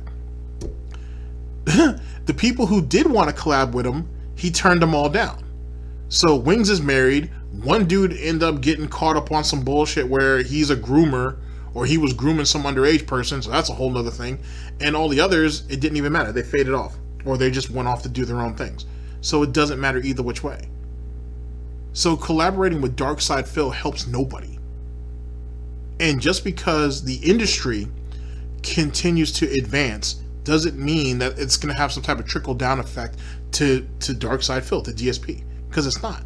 Because he's not willing to do anything to advance his own business. So why should the industry get better and then have to have trickle-down economics to help prop him up? What sense does that make? That's the dumbest thing ever. And just because Phil went up there and said, "Oh, this isn't going to help all of us in general," why are we not condoning it, but why are we celebrating this? Why can't we just be happy for somebody else and what little bit of success they have coming, or what success that they have? Why can't you just be happy for people for the sake of being happy for them? Why do you have to have some type of payoff, right? Like, why does there always have to be some type of payoff for Darkside Phil if something's going well for somebody else? Think about that. And shit. You tell me anyone outside of a competitive community or streamers trying to make money off of viewers who are little kids. Tell me anyone who cares about fucking Fortnite, right? It's the biggest game and mainstream gamers don't care about it. So, it didn't do anything. It didn't blow games up or anything like that at all. It had absolutely zero impact, zero, on the gaming community. I was right. I was like, you're all hyped for absolutely nothing. Nothing's going on of any importance here. This is just a fucking marketing stunt. I don't know how you're so dumb to not figure that out. But the reason I bring this up is because when all this was happening and everyone was busy shitting at me, guess who was at the front of the line? Gutex. He came to shit on me. Now, keep in mind, I haven't talked about this guy in years, hadn't fucking known anything about this guy in years. Comes onto my Twitter and he's like, you know, shitting on me, saying that basically, you know, I'm an idiot or whatever, and I'm jealous. To be honest, it's also stupid. I don't pay attention to this shit. These idiots just come and they invoke my name when they feel like today is a very slow day and I have nothing else to do. There's no other, you know, I was walking down the street and I didn't see a worm that was drying out in the sun that I could stomp on today. So instead I'll come to Phil's Twitter and I'll shit on him, okay? So that's pretty much how I equate it. Like, there's no reason for people to shit on me for things I say on my own Twitter, because number one, I don't have a giant following. Number two, most people don't care what I say. I have a small group of dedicated fans who do care what I say, and outside of that, no one gives a shit. So why the fuck? Number one, why is it so you think that doesn't make you a target because you're kind of trying to downplay your own influence or importance? That's pathetic. I would never have thought well, I'm not surprised that he did it, but I wouldn't have thought he would have said it like that. You're gonna downplay your own importance to prevent yourself from being a target, or giving people an incentive to make you a target. Okay, that's different. I gotta admit, ladies and gentlemen, that hits different. But all right. Following what I'm saying on Twitter, why is he coming to my Twitter out of years of never even speaking of the guy, knowing nothing about him, to come shit on me publicly, right? Well, that's easy, because word got around. Just like how, oh, you don't go looking for anything, that shit's brought to you. Same thing with Gutex. That shit made its rounds, right? And it made its rounds. Someone brought it to him. He decided to comment on it. Just like how you say the exact same thing when people bring up PewDiePie or whoever else who's successful, right, to you on your streams. It's funny how it's good for you, but it's not good for everybody else. And then this is then here's our angry look in our Crayola type outlining filter and shit. He looks like an angry, miserable fuck even in this filter. Jesus Christ, Phil. Just miserable for the sake of being miserable. I'm not even kidding. Like, I got so many people shitting on me for this. I just deleted the fucking tweet. I had enough. Like, it's one thing to say something and you think, oh, well, my followers will understand what I'm coming from. It's another thing to have, like, you know, because Gutex fucking shits on you on Twitter for it. I get like 10,000 fucking people now who are coming and shitting on my Twitter and basically making my Twitter unusable for a day because of the negativity directed at it. Okay, I'm sorry that you couldn't survive a day, but if you believed in what you said, what's the problem? You deleting the tweet just makes it sound like you were out there clout chasing or you were just being hateful for the span of being hateful, which makes you look weak.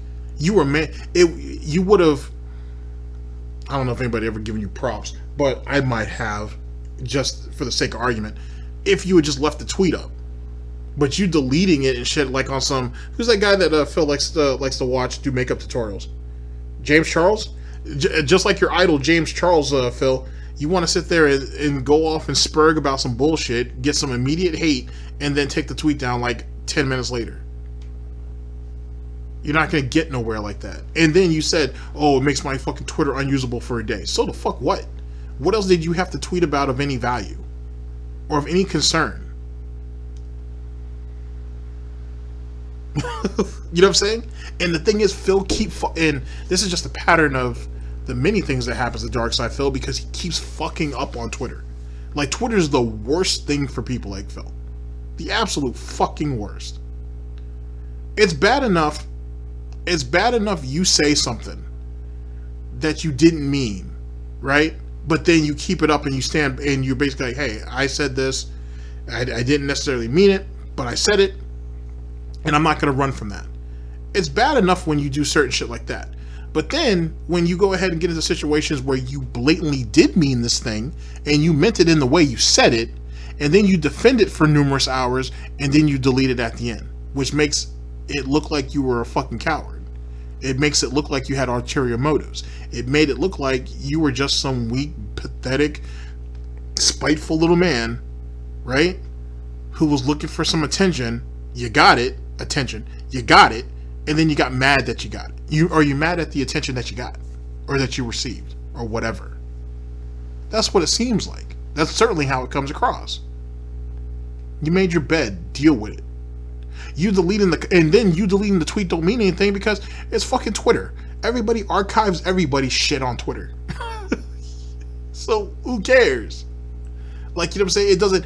You deleting a tweet doesn't mean that, doesn't change anybody's views on you because you deleted it.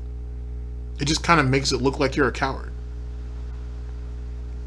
And in truth, Twitter should just give us an edit button. That's really what they need to do. I don't know why they won't, but they should. Oh my god, he's drinking gin. So at the time I deleted the tweet, the criticism tweet about Drake and Ninja, and I was like, all right, I win. I mean, you win, I lose, I tap out. I'm an old, geezer. I don't understand what the kiddies like anymore. You guys can like that music if you like. You can watch that stream if you like. Whatever. I give up. Okay. And then I remember another time. There was another time when Gutex tweeted me, and it was around Christmas one year, if I remember correctly. And God, I can't even remember what it was, but he was being nasty to me again. And I'm like, this motherfucker must like follow me and see what I say and wait till day when he's like in a bad mood, and then he tweets me negative shit. Like, what? Why does he do this? I don't understand it. Like, let me tell you, out of all the things in my life, seriously, of all the things in my life that I worry about, the last thing I think about or worry about is fucking Gutex. Like, who the fuck cares about that guy? Who cares? He's the last and least important that's thing. Not necessarily true, but whatever. And when the hell did he buy that shelf? That's not what the PS5 was originally on? Wasn't it on some like storage containers or some shit? Did this idiot literally go out and buy a dedicated shelf? Wow. Alright then. I guess he's trying, I suppose. Or unless that's one of the shelves that Panda used to keep her supplies on. Matter of fact, Panda used to have in her room like a bookcase that also, that crossed over as storage as well, right? That would have been a great shelf to put some like peripherals or stuff on and in right behind him. He could have done that. Oh well. Semantics. My entire laundry list of insignificant things on planet Earth in my life. You've probably got like, the air particles in India, the amoeba that lives at the bottom of the ball sack of a whale out in the Indian Ocean, and then probably Gutex. Wait, the air particles in India? You would put the ball sack of fucking some whale over the air in India? I mean, we all know what Phil thinks about his opinion on foreigners, and we especially know what he thinks about with Indian people, especially when he has to call them for customer service. So I guess that all kind of makes sense if you think about it. The order of importance for me. Like, I don't care about this guy. Why the fuck does he follow my Twitter and tweet me negatively nasty shit? So that year, I actually remember, I tweeted him back. I said, oh, well, Merry Christmas. Like, I just looked at it. I was like, well, Merry Christmas. Because it was Christmas time. And it's like, this guy's tweeting me, like, negative shit. So, that's, like, the last interaction that I've had with this guy. Alright? Like, and that's it. Thank God. I don't care about him, and I don't know anything about him. I don't follow him. I don't know what happened to him. You know, who talks about Mike Ross and Gout anymore? I wouldn't know. I'm not part of the fighting. Well, you wouldn't know because you allegedly don't follow them. On top of that, and other detractors have pointed this out, you can be a scumbag at all times of the year. December isn't... There's nothing about December or Christmas time or whatever that changes any of that. Last time I checked, or last time I've heard, especially if you guys watch like investigation channels or whatever like that, people still get killed, dudes still beat up their wives stab their husbands. It actually, you're more than likely to see some type of violence happen around the holidays more than anything. So that changes nothing. So someone allegedly being nasty to you on Twitter during December means what? And he can't even reference the actual tweet that he said, which is funny because he can bring up all this backlog, right? Or he can give you all these examples of all these past situations that happened, but he can't tell you anything about this random ass tweet that may or may not have even existed. Community, but I certainly, no one talks to me about them anymore or ever brings any of that shit up. Okay, so what's funny is, and by the way, I'm not hating on so just Indians because no one in your audience brings up Gout or Mike Ross anymore means they fell off? Well, wouldn't that be fair to say that the reason why no big streamers or YouTubers bring your ass up is because their fan bases don't talk about you? So that makes you irrelevant too then, right? If we're going to go off that notion. Like, I'm just saying, like, if that's what piggy logic dictates, then you're just as irrelevant, right? Saying, like, the things on the other side of the planet are the things that don't concern me. Oh, by the way, and Gout. Okay? That's the point I'm making. I'm not hating on Indians. Shout out to Indian food. It's fucking great. Anyway. Oh, yes. Not their culture or anything like that, right? But Indian food's great, though. Gotcha. I'm glad that's a redeeming point, right? That you can give them a shout out on. That's fucking spectacular. That's really spectacular. So the Pogchamp emote was removed today, which is Gout's face going, oh, whatever, globally on Twitch because of the horrible things happening in Washington, D.C. And apparently he's tweeting out things in support of these Trump supporters in Washington, D.C. I think he made a tweet showing a video of a woman getting shot in the head, and it said MAGA martyr or something like that. Fucked up stuff. It's things that you should not be doing that. All right, it's one thing even if you politically support that, you're not tweeting out those fucking videos. It's fucking disgusting shit. I don't know about this guy. I don't know anything about him, but he's canceled, basically. Like, right now, Twitch literally saw that and was flooded with 1 million complaints about it, and they said, oh shit, and they removed his emote from Twitch and said, we can't have that. You think he gives a rat's ass about a fucking emote? Who gives a shit? Like, that emote has been around since a long ass time, dude. Like, a long time. Don't know how long, but a long ass time. Who gives a shit? Like, who gives a fuck? Really? You know what I'm saying? They canceled a fucking emote. They don't cancel him, Phil. They canceled a fucking emote. Who gives a crap? And the fact that that Twitch was on Twitter going through fucking loopholes and shit, not loopholes, jumping through fucking hoops, if you will, to try to get the damn thing replaced, which only led to them switching emotes every 24 hours, and then some of the questionable people who had their emotes featured, and then people looked into the nonsense that they have done and or are still doing. Stop. Just stop. He's so desperate to try to get back at people. So desperate. We're reaching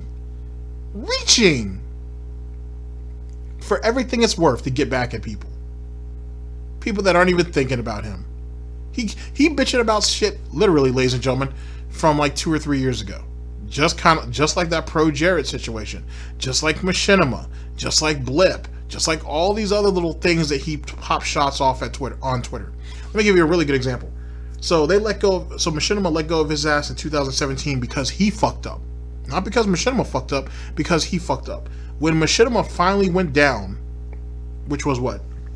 2018? 2019? When they finally like closed up shop and everything like that. This idiot is on Twitter saying, yeah, Machinima and everybody there deserves to lose their jobs for how they treated me. And then he immediately got blowback for that and was like, why the fuck did those people deserve to lose their jobs, Phil? They had nothing to do with you getting kicked off Machinima. I was wronged. You know what I'm saying? I was wronged. I'm sorry. What's wrong, Phil? What's wrong, Phil? The whole company of Machinima collectively was in a fucking meeting and said, you know what? Darkside Phil needs to get kicked off this fucking shit. So let's get him. So that's what they did, right, Phil? That's the way you painted it too. You thought that they all deserved to lose their jobs. What kind of fucking disgusting person are you? No one deserves to lose their job because someone made a business decision. And then Phil is the same person who propagates, oh, do your research. Find out about the situation before you judge me. All right, fair enough. Go back and actually find out what that situation was. Find out that this idiot was sitting here, had a point of contact on Machinima, and completely went over that person's head and kept just working his way up the rungs, fucking over and possibly getting people in trouble and or reprimanded every time he does it, to eventually get nothing and then get kicked off a couple of days later. And then let me get to the creme de la creme when it comes to that part. The reason why Phil got dropped from Machinima is because Phil said, if you guys can continue treating me like this, I don't want to be with you guys any longer. And Machinima was like, bet deuces, bitch. And that's what happened. He essentially quit. You could say, or one could make it, or one could take it as he was implying that he was wanting to quit. So they just did him the solid. And then they still gave him 30 days to move all his shit to another MCN or something before they finally let him go. So they still did him the solid with that. Keep that in mind. Like we can't in the right mind can't have that on Twitch anymore when the guy who we have as a global emo is saying, supporting this Trump mob who attacked the Capitol today. So what a fucked up situation. But it's just another, like I said, this is another case of another one bites the dust. Some guy who had a bug up his ass about me over the years. I don't know why he ever had a bug up his ass about me. I really don't. I genuinely have no idea why the guy hated me or shat on me over the years in things he said whenever someone asked him about me. He's tweeting me negative shit. Again, last thing on earth I'm thinking about is Gutex, and he's coming after me every once in a while. I don't know why. Okay. So because of that, he deserves to be it's justifiable. Right, it's a justifiable offense that he gets, that his emote, not Gutex himself or his account being kicked off of Twitch, just one of his emotes gets taken off. And now that you really think about that, Phil must have been fuming every time he saw that Pogchamp emote pop up. That must have really pissed him off, because he's like, why the fuck is everybody giving Gutex all the support? He's nobody important. He's been jealous over Gutex and Mike Ross's success for a long ass time. This clearly explains all of that. This is very, very telling when it comes to that whole situation. And this is how you choose to act. Oh my god. He's bitter beyond compare. And tried so hard to try to reinforce that he was a victim. They came out of by their own volition, right? They went ahead and were attacking me over the smallest shit or stuff that I didn't even know that I did or whatever. If that was the case and you didn't even understand what was going on, or you weren't really patched into what the situation was, why'd you even bother responding? Which he admitted to doing. Oh, I talk shit about them, but that's only after they talked shit after me first. Why'd you even bother? What was the big deal? Oh, well, someone brought it to my attention. So the fuck what? Why'd you do it? See, he can't answer those questions. You tell me. But another one that got ethered today. Finger snapped. Henry Heinrich? Cheers. I know why you explained why they call you Dave. Why do they call you Pig Roach? I never understood that. I mean, I couldn't answer that either. They probably call me a pig because I snort because of my post-nasal drip. They probably call me a roach because I don't die, no matter how many times they've tried to fuck with me. Over and over and over and over. And mess up my livelihood and my personal life and basically ruin my life. I'm still here and I'm still successful. So probably they just combined the two. And by the way, by no means am I saying that I'm some super important guy that's going to be remembered either, you know. But, I mean, there are some people who are just, like, on top of the world, and then what happens, and, like, I remember, you know, Gout being, like, synonymous with the top of the fighting community. He was, like, an e-celebrity. Everyone wanted him involved in everything. Wait. You guys already heard the last couple minutes of him downplaying Gout and Mike Ross. Now, all of a sudden, we build him back up to be like, oh, well, he used to be this and that and the third, and he used to be the man, and he was on top of the world, and he had everything, you know, waiting for him. Dumb fuck. You know, what happened there? Yeah, you know, I'm still here 12 years later. I may be pretty insignificant in the scheme of things, but I'm still here to put out content for you guys daily, and that's all I care about, you know? He's still here, too. You're literally thinking that the fucking, an emote is Goutex's end-all, be-all? Is this really what he's trying to give to the pig cult? That a fucking emote is this guy's end-all, be-all. It wasn't like Trump, who's banned from, at least to my understanding, he's banned from like all social media. It's a fucking emote. By the way, campaign for the DSP Shock emote to become the new Pogchamp emote on Twitch. I mean, I jokingly tweeted Twitch about that. It's not going to happen. But I jokingly tweeted Twitch about that. I was like, hey, guess what? Gout really hates my guts, so if you make this the official Pogchamp emote replacement, it'll really piss him off. Look at how pathetic he is. And yet again, this is Phil wanting to sit there and dance on other people's fucking misfortune or whatever their situation is. This is no different. This scumbag who says he has such a good life, and he has a good life with his wife and his fucking cat Jasper and shit, and he has a successful business, and he has this legacy of 12 plus years or whatever the fuck, right? But yet you feel the need to dance on this bullshit. You feel the need to dance on this bullshit. Oh, I did it jokingly. No, you didn't do it jokingly. You went up there and you tried to get a piece of that, just like you did with Pro Jared, just like you tried to do with all those other people. And then you get mad that people shit on you for it. Oh, well, everybody else can do it. Why can't I do it? Because not everybody else is dark side fucking Phil. That right now. But I mean, it's a joke. It's not going to happen. Anyway. So, by the way, guys, you want to support me tonight? By all means, anything is welcome. Cheering, subbing, tipping. I'll give you a shout out between the matches, but please tip me. Earlier today, I only hit $50 in tips. Wait, I thought he was I thought he was such a successful business and a successful content creator that can still make content for the internet. As if Gout yet again has been banned from any of that. And yet we're desperately begging for money here for a fucking mobile game. Play stupid games, ladies and gentlemen. You win stupid prizes. I'm not hit a vest goal in a while, a long while actually. At this point now, we're going on 3 straight days.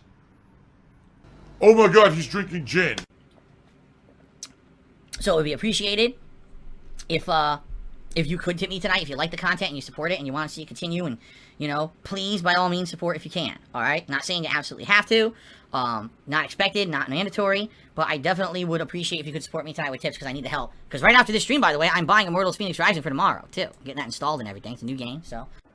There's still this back here. And it's still in the back of my neck, the back of my head, the back of my mind, and it's always telling me it's WWE Champions time. I love it. I love it. Is a mobile game addict. Still has indoctrinated children who send him money, blatantly milking for money. It's a money pit. It's gone, just gone like that. In an instant, fucking gone. I just care about money. I just can't help it. I eBay. Contributions are mandatory, but I need your help. I am appealing directly to you. No decency, no respect, no common sense, no fucking maturity. It's the guy who just doesn't get reality. Wow. Just wow. All right, ladies and gentlemen, that's the that's the end of that. Give me a second to straighten up, and I will give you my final thoughts, and I will let you guys go with your day. So sad. It's so sad. Oh, hurtful. All right, here we go.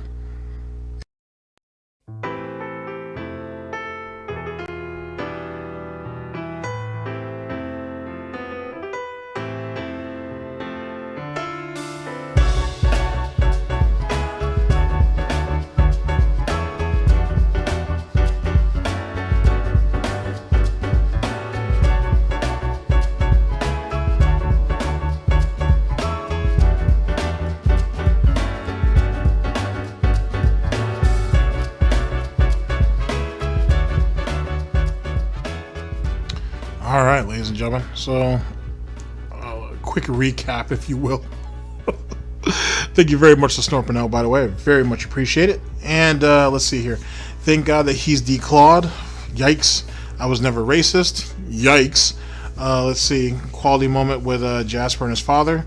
Make of that what you will. Obviously, being in that office is not a good thing if he's gagging up behind the fucking entertainment center where all the dust is. That same dust that Phil said didn't actually exist, and he's been cleaning up, and they've been sanitizing the office since quarantine and all of that. You guys remember that lie? I remember that too. Pepperidge Farm remembers as well, but supposedly that wasn't a thing. I need a new chair, part of that incredible improvement he made a few months ago that people praised him for. Too bad that didn't last very long. $268 in fake tips. Now, out of that $268, how many of those tips did he actually try to dispute to keep? I'll leave that for you guys. And let's see here. Invisible dude in Call of Duty, or being destroyed by an invisible dude in Call of Duty. Just another day in the life. Then, only to coincide into that, 4 rage quits. 4 straight rage quits. That's hilarious. Jasper coughing and sneezing. Thank God he's declawed though, right? Loving Cyberpunk until everybody else didn't love it, and then and demanded a refund and demanded better, and then Phil jumped on that hate train. But he's not a clout chaser though. Slow night and day again. No surprise there. You know, $39 for a stream, guys. That's pretty hurtful. DMCA claim on Twitter. Just another day in the life. And complains, begging and complaining harder.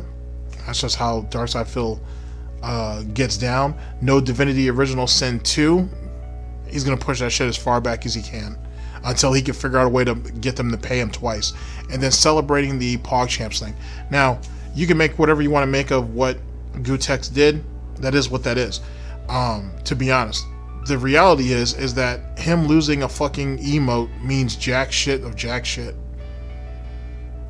It doesn't mean anything at all. And it's not like Gutex was making, because that was like a universal emote.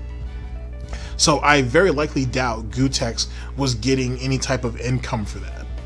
I don't think he was getting like a stipend, right, for that, or he wasn't getting residuals, if you will, because they were using his face as a likeness.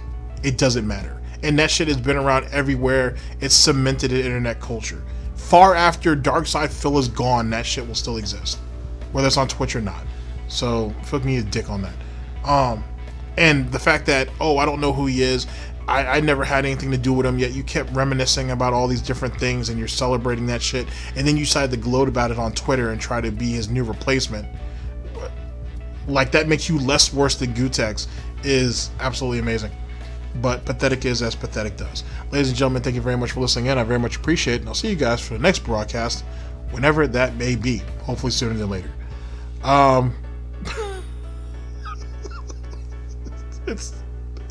It is what it is. Like, you know what I'm saying? Like, it is what it is. So much variety and whatnot in such a short amount of time, man. The contradictions is fucking insane. Ladies and gentlemen, this is the Snort Report. This is DSP News. Always late, never breaking. Unreliable coverage that you can't count on. A GTG Network and Productions. For the Snort Report, DSP News, SNORTBUCKS Coffee, I've been your host / anchor. Take care of yourselves, guys. Oh my god.